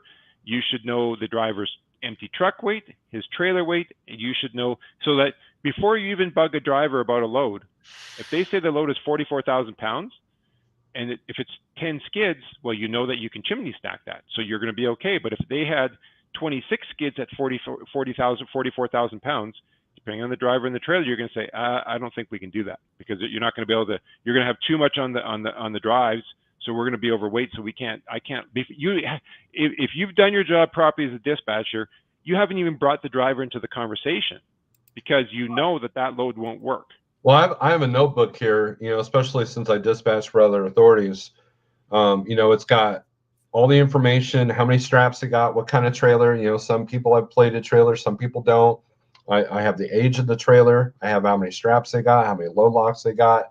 On the flatbed side, I've got their dimensions. I've got 2 flatbed trucks, and I'm still learning that aspect. I almost accidentally sent a truck into Florida that would have been a bad deal, but that load ended up canceling anyways. But I agree with you, and I think that there's a lot of these fly-by-night dispatch services that don't have any experience. I mean, these people have never even been inside a truck or a loading dock that are dispatching. Now, if you're dispatching for a carrier like Schneider or small carrier, it's different. You're in the office or whatever. But I feel that someone with past experience makes a better dispatcher, because when the driver calls, hey, they dropped the plate and this issue was with the trailer, and or I didn't have enough straps, I as a driver understand that, whereas somebody that's never seen the inside of a truck wouldn't understand that. So I think experience can kind of. Well, and that's where like, I know some people say, well, get your own brokerage, do your own thing. There's also becoming a broker agent, just like getting your own truck, getting your own authority, and doing it 100% by yourself, or you an owner operator where you're part of a network. And so potentially by being part of a network, like as an agent, if I'm struggling with a customer, I have a head office. I can call them saying, look, I'm having these problems. Can you assist? They'll either provide the assistance, provide shift me to someone that can help. We have an internal, if I have a legal issue, contracts, I have someone to go through. I'm not doing it all by myself. I have a second set of eyes with me. And if I'm also tackling a new customer and I know that there's an agent that does the similar kind of freight, like not necessarily same customers, but they're an expert in that lane, like that kind of equipment, I can call my office saying, hey, I believe we have an agent that does reefers all the time.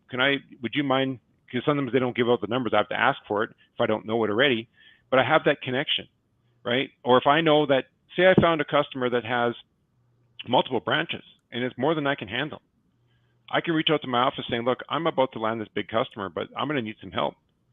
And they might, because my book of business may not be the book of business that another agent would want.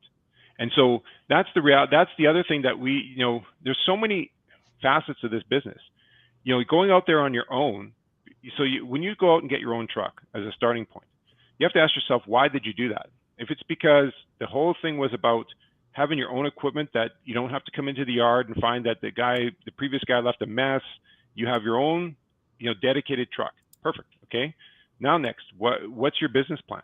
And if your business plan is, and if you came out to the market without actually studying who's the shippers in your network, in your area, how have you built that up? Like, what if there was no brokers?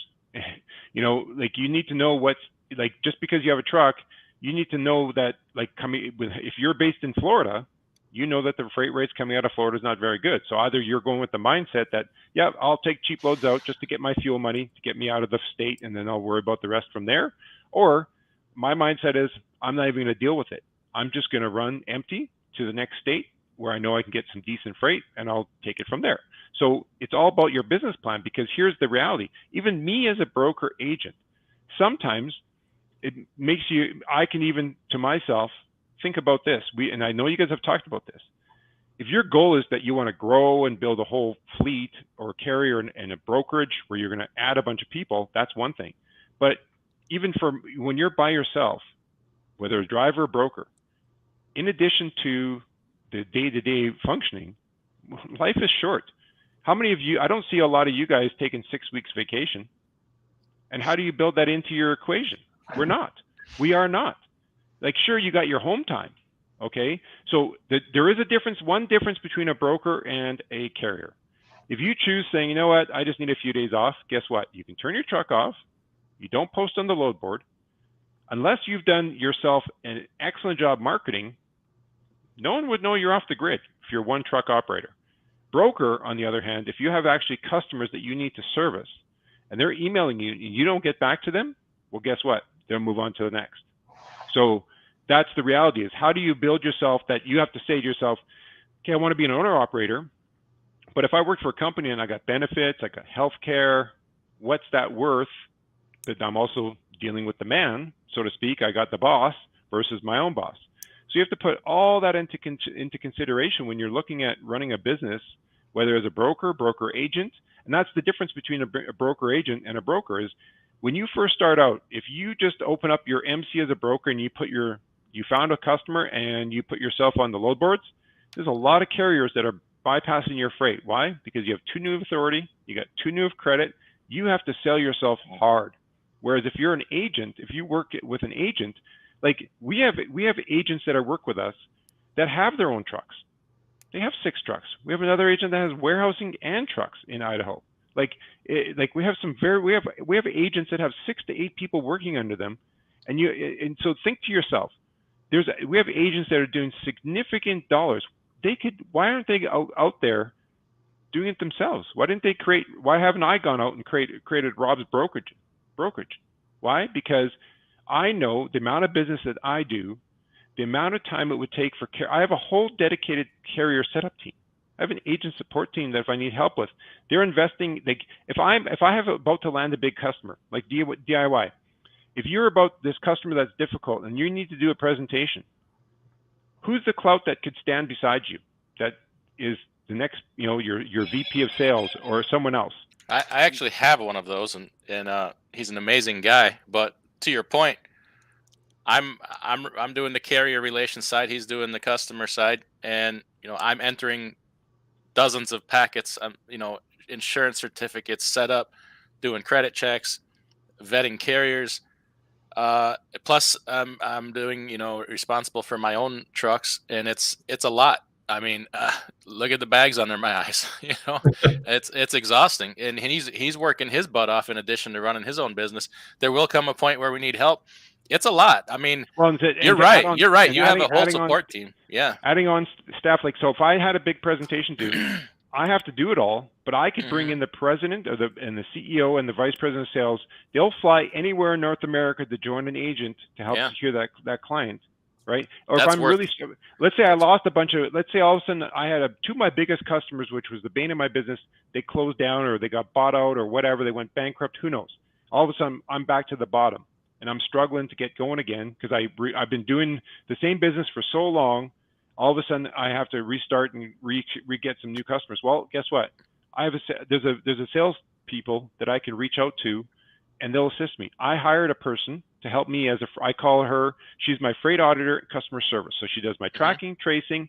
Even though I'm an agent, I don't have to do bill collections, but I'm paying her to help me audit my loads to stay on top of the stuff faster than I was getting backlogged. So when I did the process, I had a person, I know from my previous experience, interviewing was not my strength.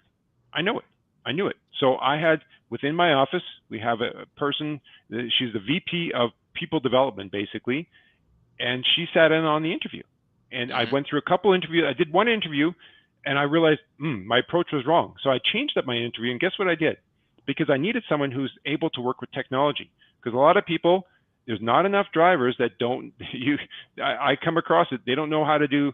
They don't know how to fill stuff out. They don't know how to download programs and all these things. So it's just like I put it to this equation. Drivers, you sit behind the steering wheel with all these gauges, air valves, and buttons. What do they all mean? An airline pilot has all these buttons they need to know. So if you want to be an owner-operator and you want to jump into the game of not just being a driver, but you want to do all the background information, you want to do all the stuff where you're getting into the brokering of the loads, or you want to get your own direct shippers, or you're dealing with brokers, you need to know how to operate a computer very well in 2022. So if you don't know how, that's okay, but use that as a time to hone your skills. There's tons of information out there to how to learn how to use. But the point is, so what I did was, the person that I actually got this as I used a remote co-work place to host this interview that I did. Turned out the person wasn't the right, like they had great experience, but they weren't computer savvy. Because the question that, how I knew that the person wasn't the right one is the person from my office, they asked this person I was interviewing, they said, if your TV, like say your cable at your house wasn't working, what do? Oh, I call my son. So we knew right then and there that the computer skills weren't there. So then I thought the next time what I did was I had a referral after that. The person there says, hey, I think I got someone that might be good for you. So long story short, I emailed that person, we spoke, and I said, can I give you a little task? And I basically had them download TeamViewer and be able to log in to see my screen. And this person did it instantaneously. And it worked out perfect. And it turned out this person ended up living just a few blocks from my house. And their background was just perfectly suited. So they've been an excellent candidate. So you kind of made the statement, okay, you're paying these different people, you're billing, your technology, and I bet it's worth every penny, because it frees you up to do what you do best. Like, your time is best spent working with customers, securing freight, booking freight. Your time is not best spent doing all these other things. Well, I'm still involved, but this other person helps be my second set of eyes, because really, I have an AR and an AP department in my head office. But as an agent, again, I know that my strategies and my processes are, I don't complete a load until it's complete. I'm not going to send a load that when my office, because see, the way they do it is, again, having processes in place. As a carrier, when you're completing a load and you're saying an invoice, it doesn't come to me and I forward it to my office, because there's a potential that I'm doing some double, funky business. So the carrier has to send it to this one email that connects it to Hub Trans, and it does a whole trickle effect. But I verify that if they're going to add wait times or there was additional charges, that when they send an invoice, if it's $2,100, my system shows the $2,100. That my office won't come back, because sometimes they'll say, I will get an email saying, hey, there's an extra charge here, or the pricing on the invoice doesn't match, right? Or they'll say, whatever the case is, or they'll say the POD is missing an address, or the addresses don't match or something. So I make it so that if you ask my office compared to other agents, I'd be in the very high number. I'd be in a very high number of, like, as far as my quality of the paperwork I submit to my office. So my process is slower, but my quality is higher from the head office. They don't have as many problems with issues with my loads, because I'm dealing with all those loads. I do it as if I'm about to pay them. So my office, I don't send the load to my end, which is like changing it from delivered to completed. I don't change that to completed till everything's 100% tickety-boo. And like I have, taking the time. That's why I'm on the bandwagon with a lot of you that, as far as having a dispatch software. Even if you think, well, I'm just one truck, I got an Excel spreadsheet and I put my numbers in it. That's great. Nothing wrong with that. But the reason I encourage everyone to have a dispatch software is the process of actually putting in the shipper, putting in the consignee. It allows you that if you're the driver and you went to that place and the address that was given and you realize that it's actually, you got to enter from the backside, or, hey, next time you should have taken this other exit, it would have been easier to get in there. You can put those notes in there. And if you're trying to build relationships with the broker, your broker is the customer in your TMS system. You can put notes. Hey, this broker likes this, this, this, and this, right? And you have different contacts. Like, okay, Sarah is the best contact for the Midwest, and so is the best contact here. And what are you doing through that TMS that helps you? It just can help you that, hey, a year ago I did that load. Well, if you're doing it on pen and paper and you have file folders, that's fine. You can pull it up, but you have to remember that, and you have to dig through a bunch of files. And if you're on the road, you may not see that.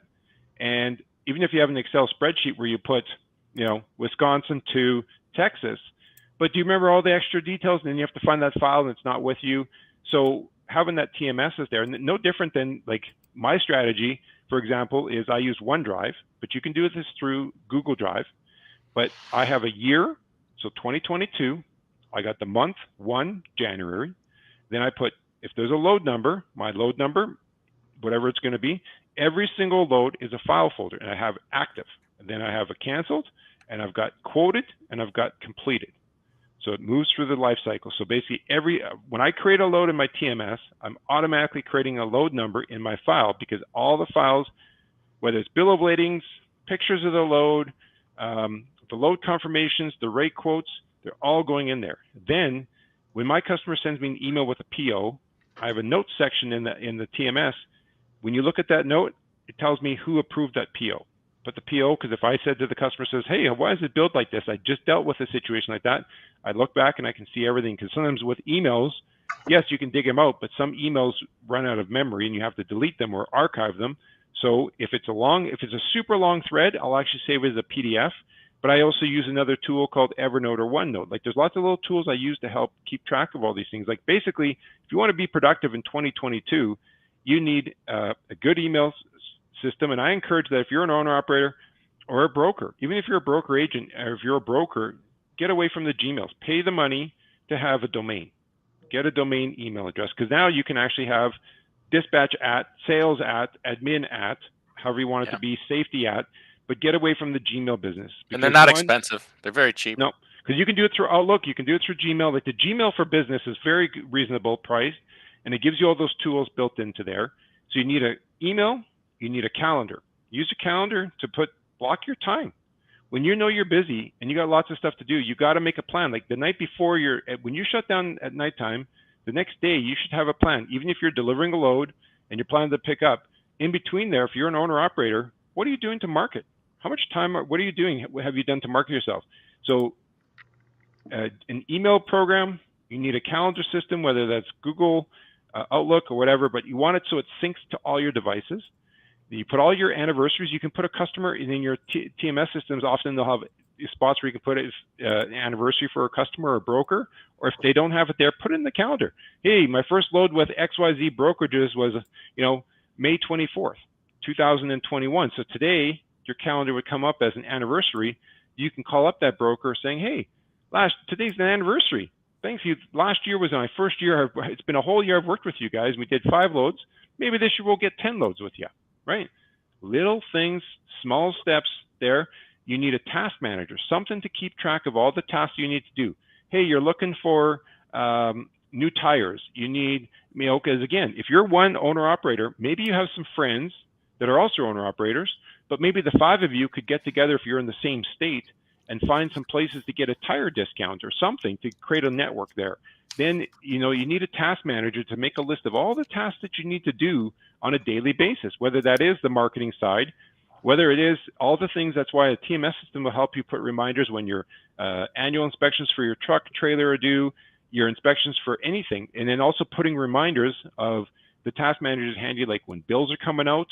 You can have things like a program like Trello or Todoist are great. Trello, I use Trello a ton. Steve can attest to there, and James as well. And then the other thing is a note app. Evernote and OneNote are great, because when you get lots of information in today's age, being able to say, okay, if you get a letter, an email from some industry information, and you're like, hey, this is good information, but I don't need my email, you put it into your note app as a suppository to store information. You can put all your safety, all the notes you type up, like you can create your safety manual in there, because now instead of it being in a Word document, you have it there. You can easily change it.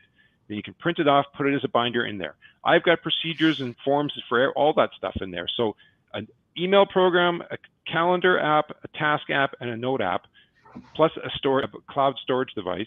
Those 5 things will make you super productive, because the question is, when you get an email, if you're an owner operator and you're not very computer savvy, I'll leave you with this. If you get an email, what do you do with it? Does it need action? Okay, if it needs action, what do you do with that? Do you move it to your task manager so that it reminds you to do it tomorrow? When you're done with it, you archive it. If it needs to be stored, you put it to a note app. If not, then you delete it, right? You should be able to have a process how to process your email. Everything you do has to have a process. That's just my mindset, right? And then as far as developing yourself professionally, for example, I think, Steve, I sent you an email. FreightWaves is putting on small fleet owner-operator virtual event June 15th, right? I'm not, the one part I'm a little frustrated when I looked at that, you go in, you click to join, then you have to click to register, and they still don't tell you the pricing. It's a virtual event, but it might be $40, but they could be dinging you at $299. So, yeah. But that's the issue there. And then the other thing is, like as an owner operator, when we talk about the budgeting, how, and as a broker, you got to invest to keep yourself sharp. What skill sets are you constantly developing yourself to stay sharp in the industry? And if you're not, well, you have to stay sharp. That's the reality. You got to keep finding new skill sets, because remember, sales is polite persistence wears down resistance. That's sales, right? Because if you know a customer has freight, and you have to figure out your niches, how to get through to those shippers, because not all shippers are equal. Just because you get a shipper doesn't mean that you like working with them. They may not have the best pricing, and sometimes, it's funny. I move a lot of freight for companies that if I called them direct, I would never get the time of day. But guess what? I've been servicing them for multiple years through an international freight forwarder. The freight forwarders don't post it to anyone else. They just call me. I have a certain couple key ones I move. And if I called that customer, they wouldn't even give me the time of day. But because it's a very well-known brand name that if I told you guys, it's amazing. And then many a times I'm doing stuff with companies I would never get the time of day. But it's because of my connection to, I showed this international freight forwarder, I'm better at the ground game than they are. So they use me. Yeah, and there's some shippers that really don't care about quality of drivers. I notice a lot of brick loads, flatbed and van brick loads. That they just want the lowest bidder. And, yep. And you're right, Steve. In fact, they know they're going to have trucks fall off. They know that they're going to have problems, but for them, because they're getting paid pennies on the dime pennies on the dollar for their brick, they can't afford to pay the big bucks, and they're not. That's why you have to go with your eyes wide open to every customer. Like I have a process that, as far as how I research customers, like before I've even made a phone call, I've done significant amount of research. I've made notes, and everything in all the conversations. Again, when you had a conversation, whether with a broker or with a shipper or a customer you're prospecting, is immediately having the process like a follow-up, not just to saying, okay, here's my information. Well, no, this is what we discussed. And it's always about like the process of confirming. When you discuss, so let me just confirm this is your biggest issue, right? Or let me just confirm. And when you send it an email, you confirm, you keep saying the same message like, okay, we discussed the following, and here's how I can further help you, right? And if they keep not giving you the time of day, and you know that they could use your help, and if you were there, you'd be a benefit to them, you have to just keep on slowly. And I've even, read some sales books where people will send them a little box with things like time-saving tips, saying, hey, these time-saving tips will give you 10 minutes, and maybe those 10 minutes you can free up for me. There's simple things. Little things like, following up with a broker or the shipper after a load, thanking them for the first load, remembering that their anniversary times, like, and getting it, like I said, back to that thing, is your house clean? If you're an owner operator, and like Steve, you said, people will call you and they don't know their costs. Well, that's step one. Before you worry about talking to, doing this and doing that, get your finances in order. Get to know that what's your profit, like what's your profitability right now? Right? If you don't know what your cost is to operate, kind of like Shark Tank, right? They always talked about what's your cost of acquisition. Well, what is your cost of acquisition in trucking? It's a hard number to come up with, but the idea is that there's a lot of moving parts. And I always equate it to that fast moving freeway. And all of us here are basically just popping in and out of these fast moving freeways in our little sector that we do. right? Yeah, That's what it, if you don't know your costs, how can you go into a shipper and say, okay, I'll do everything for X amount per mile, and then like a month later you realize that you're working in the red? I mean, because of issues that surround the shipper or because your costs are too high. I think one of the biggest challenges that a lot of people are facing right now is that they want to get direct shippers, but they're still quoting numbers like they're in the spot market. Hey, I was doing this for $350. I'd like to do it for $3. Meanwhile, Schneider comes in and says, we'll do it for $2.25. well, here's the thing is that there's a guy on YouTube. He does videos about contract business, like carpenter, electrician, plumber for your home business. Mm. And if I showed you that video and you played it, and it directly correlates what he's talking about as far as all like the 5 steps to start your business. And I'll share you the link, and if you want to, you can add it in there at some point. But a very interesting guy, like he has his whole channel is built around that. But if you watched it, it's not much different. He's talking about his, the contractor, like as far as being a plumber and electrician, how he does it. But the point is, what did he bring up as the biggest thing? Marketing. Your funnel has to be full, because marketing is what you're doing to bring awareness of your business and the services. And marketing is information, like if you have shippers or brokers, hey, reminder, next week is going to be a short week. We better get loads in sooner. Things of that, whatever knowledge you can share, that's marketing. Now, when people reach out to you because of the marketing you did, that's now sales. So you want it, like I said, if you're frustrated with, back to the whole beginning, because I know we're going to probably wrap this up soon, is if you are frustrated with brokers and you're thinking, oh, we need to regulate brokers, we need to, kibosh brokers and all this, that they're stealing all the money off the top and all this stuff. Well, before you do that, I'd ask the question, how many emails and calls are you getting from brokers a day? And if the answer isn't that, if you've been doing this for 2 or 3 years as an owner operator, by now you should have a pretty strong network where you barely have to go to the load boards for a load. And if you're not in that position where you're still scouring hard for the load boards, I'm not saying that you don't have to work the load boards, but I'm just saying that there's a lot of carriers, owner operators, that built themselves connections, and they only work with certain key brokers. And again, it all depends on your business, because if you're just running short, if you're going across the country, it's a whole different business strategy. And again, when we talk about business, you have the start game. What's the game, the middle game, the long-term game, and what's the end game? Because we may have a value that, oh, my business is worth X dollars, but is it really? If you put your business for sale, what have you done to actually sell it? Like if you say, oh yeah, see this booklet here, this is where my contacts are, or this Excel sheet shows you all my loads. But an Excel sheet shows you loads, but it really doesn't tell you nothing about them, right? That's why a TMS system, when you open up the load, you can see the customers. You can actually, a much more, complex way of, you can identify you can say, okay, the broker I booked the most loads with is this broker. This other broker pays me the most, but they don't have as many loads, because they book once a month. I have a customer like that where they pay pretty good, and I could try to get more loads out of them, but they just don't have the volume.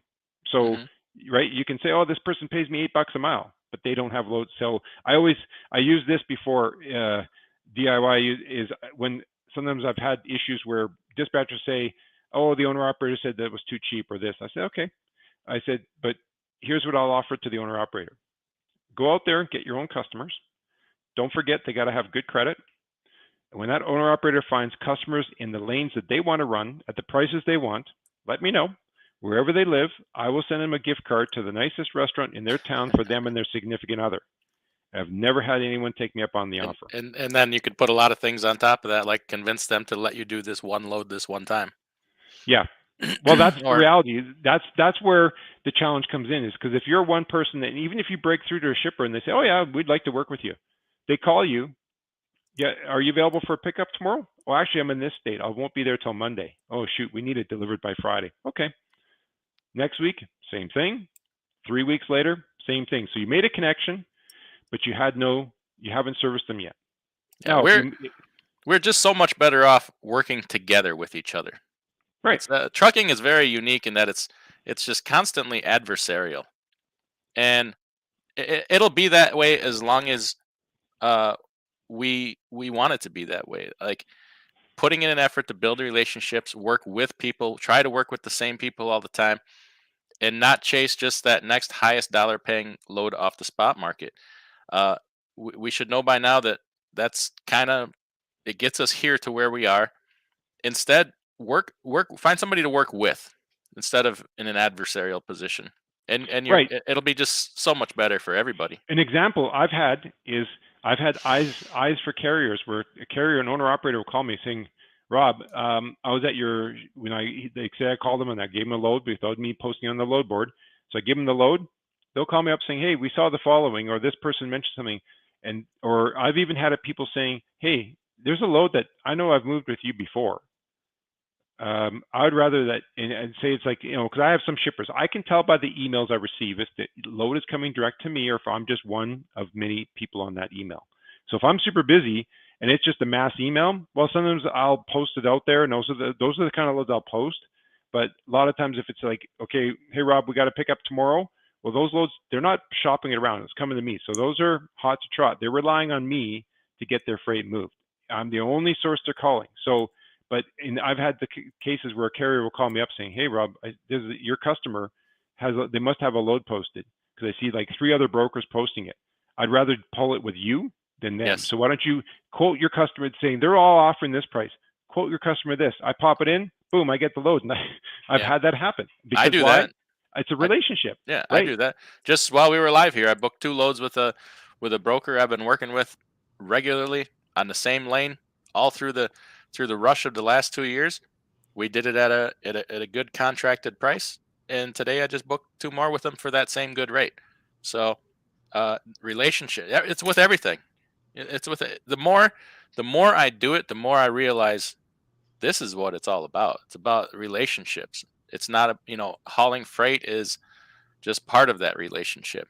Well, to that point, there was a driver that disagreed with the video I made about relationships. I did that video like almost 2 years ago.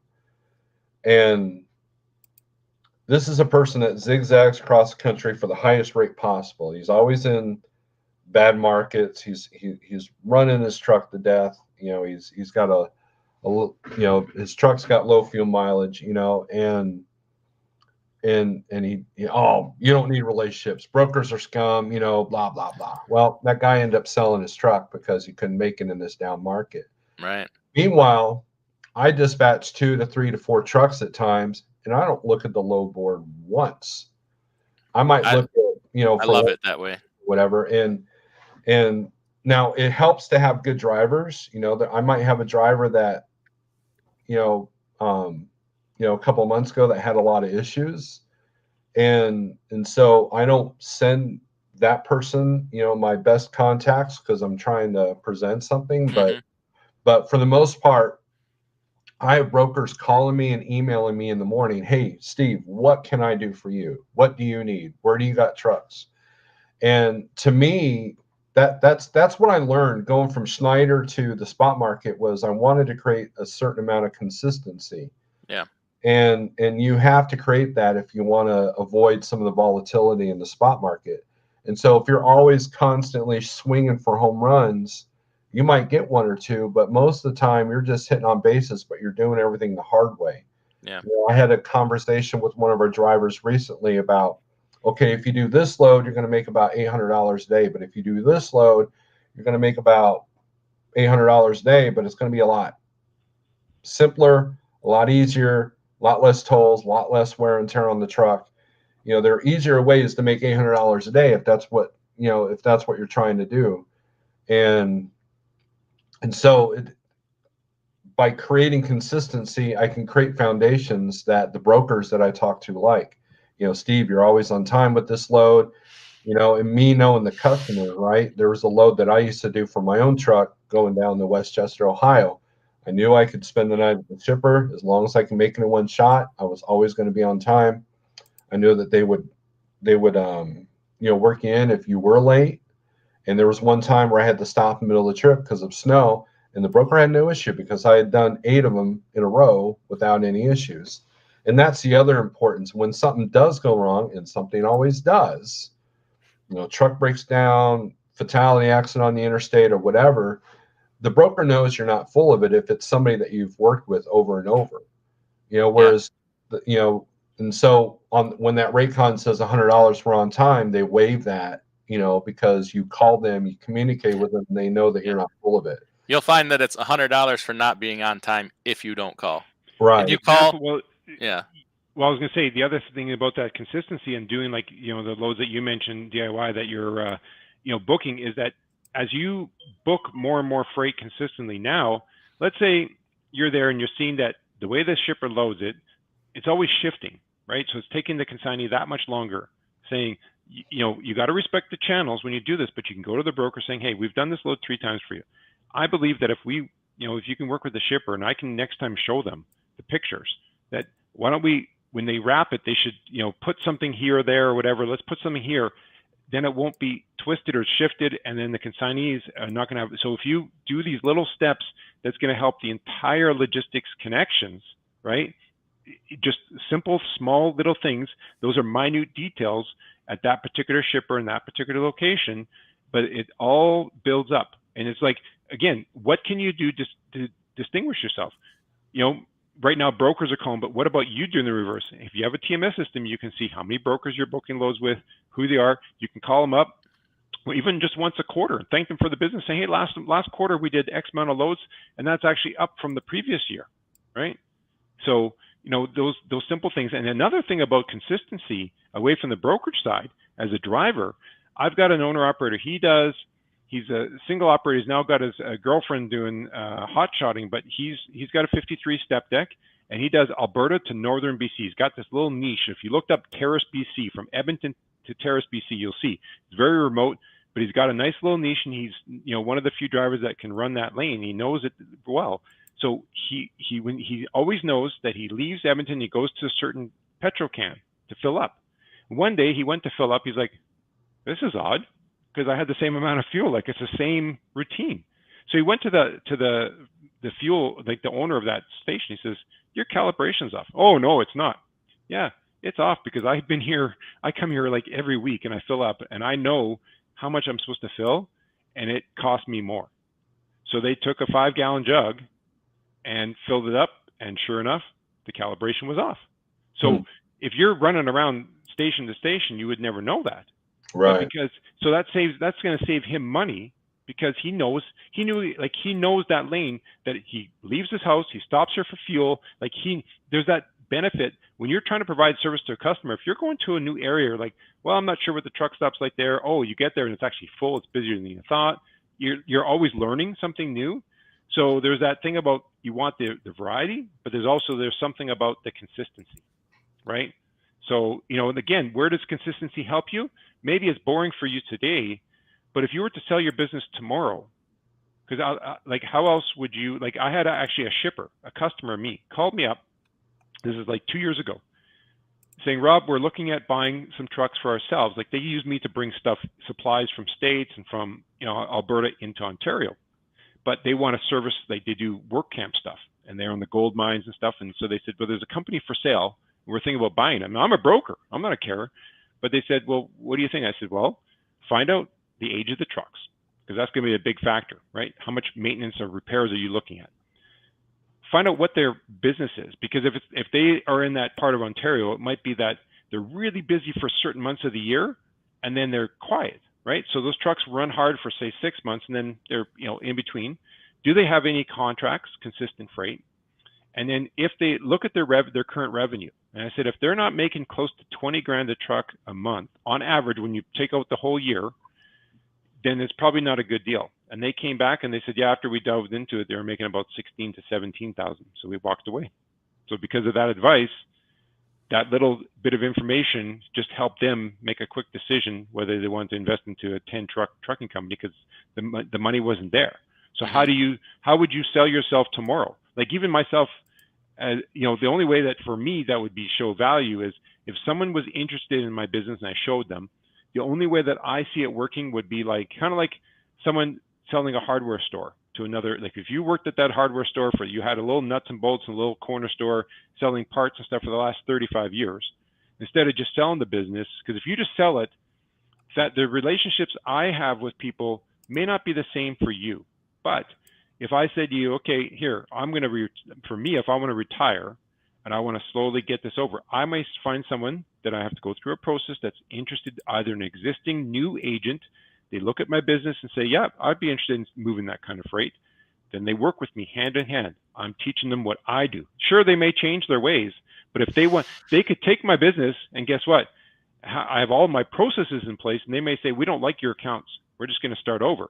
Or if they want to get consistent income faster than becoming a brand new agent, they work with me side by side, learning what I've done, and they replicate what I do as much as they can until once I take over, then they want to change it. But I just know that there's some customers, they like working with certain people. You change it up, they don't like working with you. It is what it is. It happens. And that's where that back to, if you've been a driver or you worked in the manufacturing, but you've never been in customer service, you've never been in sales, you've never had to resolve a problem, going out there as an owner operator, no problems. But if you think that just going out there and you're going to get your own customers, maybe you have a knack better than most, but often if you've never managed a portfolio of accounts where your boss came to you saying, hey, you're about to lose this account, and how you recovered it, or you stole the business from someone else, from the competitor, and you won that account, till you've gone through that process. Because like, you could be an account manager, and I'll give you this example. You could be an account manager. An account manager versus a sales rep is significantly different. Yes, they're sales, but if you're an account manager where there's a customer service team saying, okay, you work in a certain city or a certain part of the country, and they call you saying, okay, this customer wants to get set up with us. You go there, you set them up, you talk to them, you look at their business, you give them pricing. You didn't have to do all the actual getting the account, right? It's handed to you. Yes, you manage it, but the reason I bring this up, when I first started, my first brokerage I was at, I came in and I started out from ground zero, right? My first customer, the person who was mentoring me, says I had a load to do from BC to Georgia, and I took a loss, but the person mentoring me says, take it. So I did it, and guess what? I still have that customer 15 years later. So he saw that this customer was good. So we took a loss on that first load because we kind of underbid it a little bit, but we took the loss and we moved it, and I still have that customer today. And I've moved a lot of freight over the years with them as a result. But back to the account. So I started out with this brokerage, and I was doing really well. And the way they did it was a little different than most brokerages. So he knew a guy, really nice guy, super nice guy. He had been a sales rep for a big company, big trucking company on the LTL side of the world. Super nice guy. He thought, hey, this guy was getting tired of some of the bureaucracy reports you have to do on a weekly basis as a sales rep and all this. He says, why don't you come on board, right? You can be a broker, do your own thing, and you got a network of customers. You're not going to go and steal the business that is with this company. You're going to go chase after the truckload business. Well, guess what happened? He didn't do it. Because why? All the years that he worked there, everything was handed to him. He actually didn't have to sell. So that's the point, is that just because you're in sales doesn't mean that you can sell. There's a difference between cold calling and account management. Account management is there's a certain knack to that for sure, but the cold call where you actually have to, and again, hey, if you're a person, for example, that worked at some company, let's say water company or boxes, you're working at some company, and all of a sudden you decide that you want to get away, but they liked you as an employee and you told them what you're doing. They're like, hey, we'll hire you to be the trucker for us. So, okay, great. And all of a sudden, because of your connections, you got 3 or 4 loads, and all of a sudden you can be a broker for them. That's a whole different, unique situation because of your previous experience, and you're showing them your service levels and your capacities through being an employee there. They trusted you. So because you worked there for 10 years, they trust you. So when you said, I'm getting a truck, and they want to hire you, well, that's a whole different game, because you kind of gain a customer right off the hop. Not a lot of owner operators get that, right? So again, to say there's no painted blanket here. There's no right, there's no wrong. How broker agents do things. Like you know how one person sells and another person, you still end up with the customer, but they have different approaches. That's all it is. But the whole point is just having preparedness for it. I recommend everybody to. It's an old book with some old lingo, but I definitely recommend Dale Carnegie, How to Win Friends and Influence People. But I'm gonna cut it now, guys. We've been at this for over 2 hours. I've literally handled a couple emergencies and a booking, and and I really appreciate you guys coming on here. CDN, thank you for everything that you do. I really do appreciate it. And if we've explained anything today, is that there's a lot more to this world than what we see on the other side of the DAP board. So one last thing I was going to say, Steve, is I showed you that tool. When you remember how you talked about that guy that would run around the country chasing the dollars? That little tool that I helped you with, that dispatching service where you can put your drivers in different scenarios, you know, putting that, when you can put a situation like that. So using numbers can be a tool to help you analyze the business and help people make some better decisions. Excellent. So, all right, guys. Well, thanks for watching, and thanks for coming in. And we'll have to do this again, because I think we got up to 52 people, which is pretty good.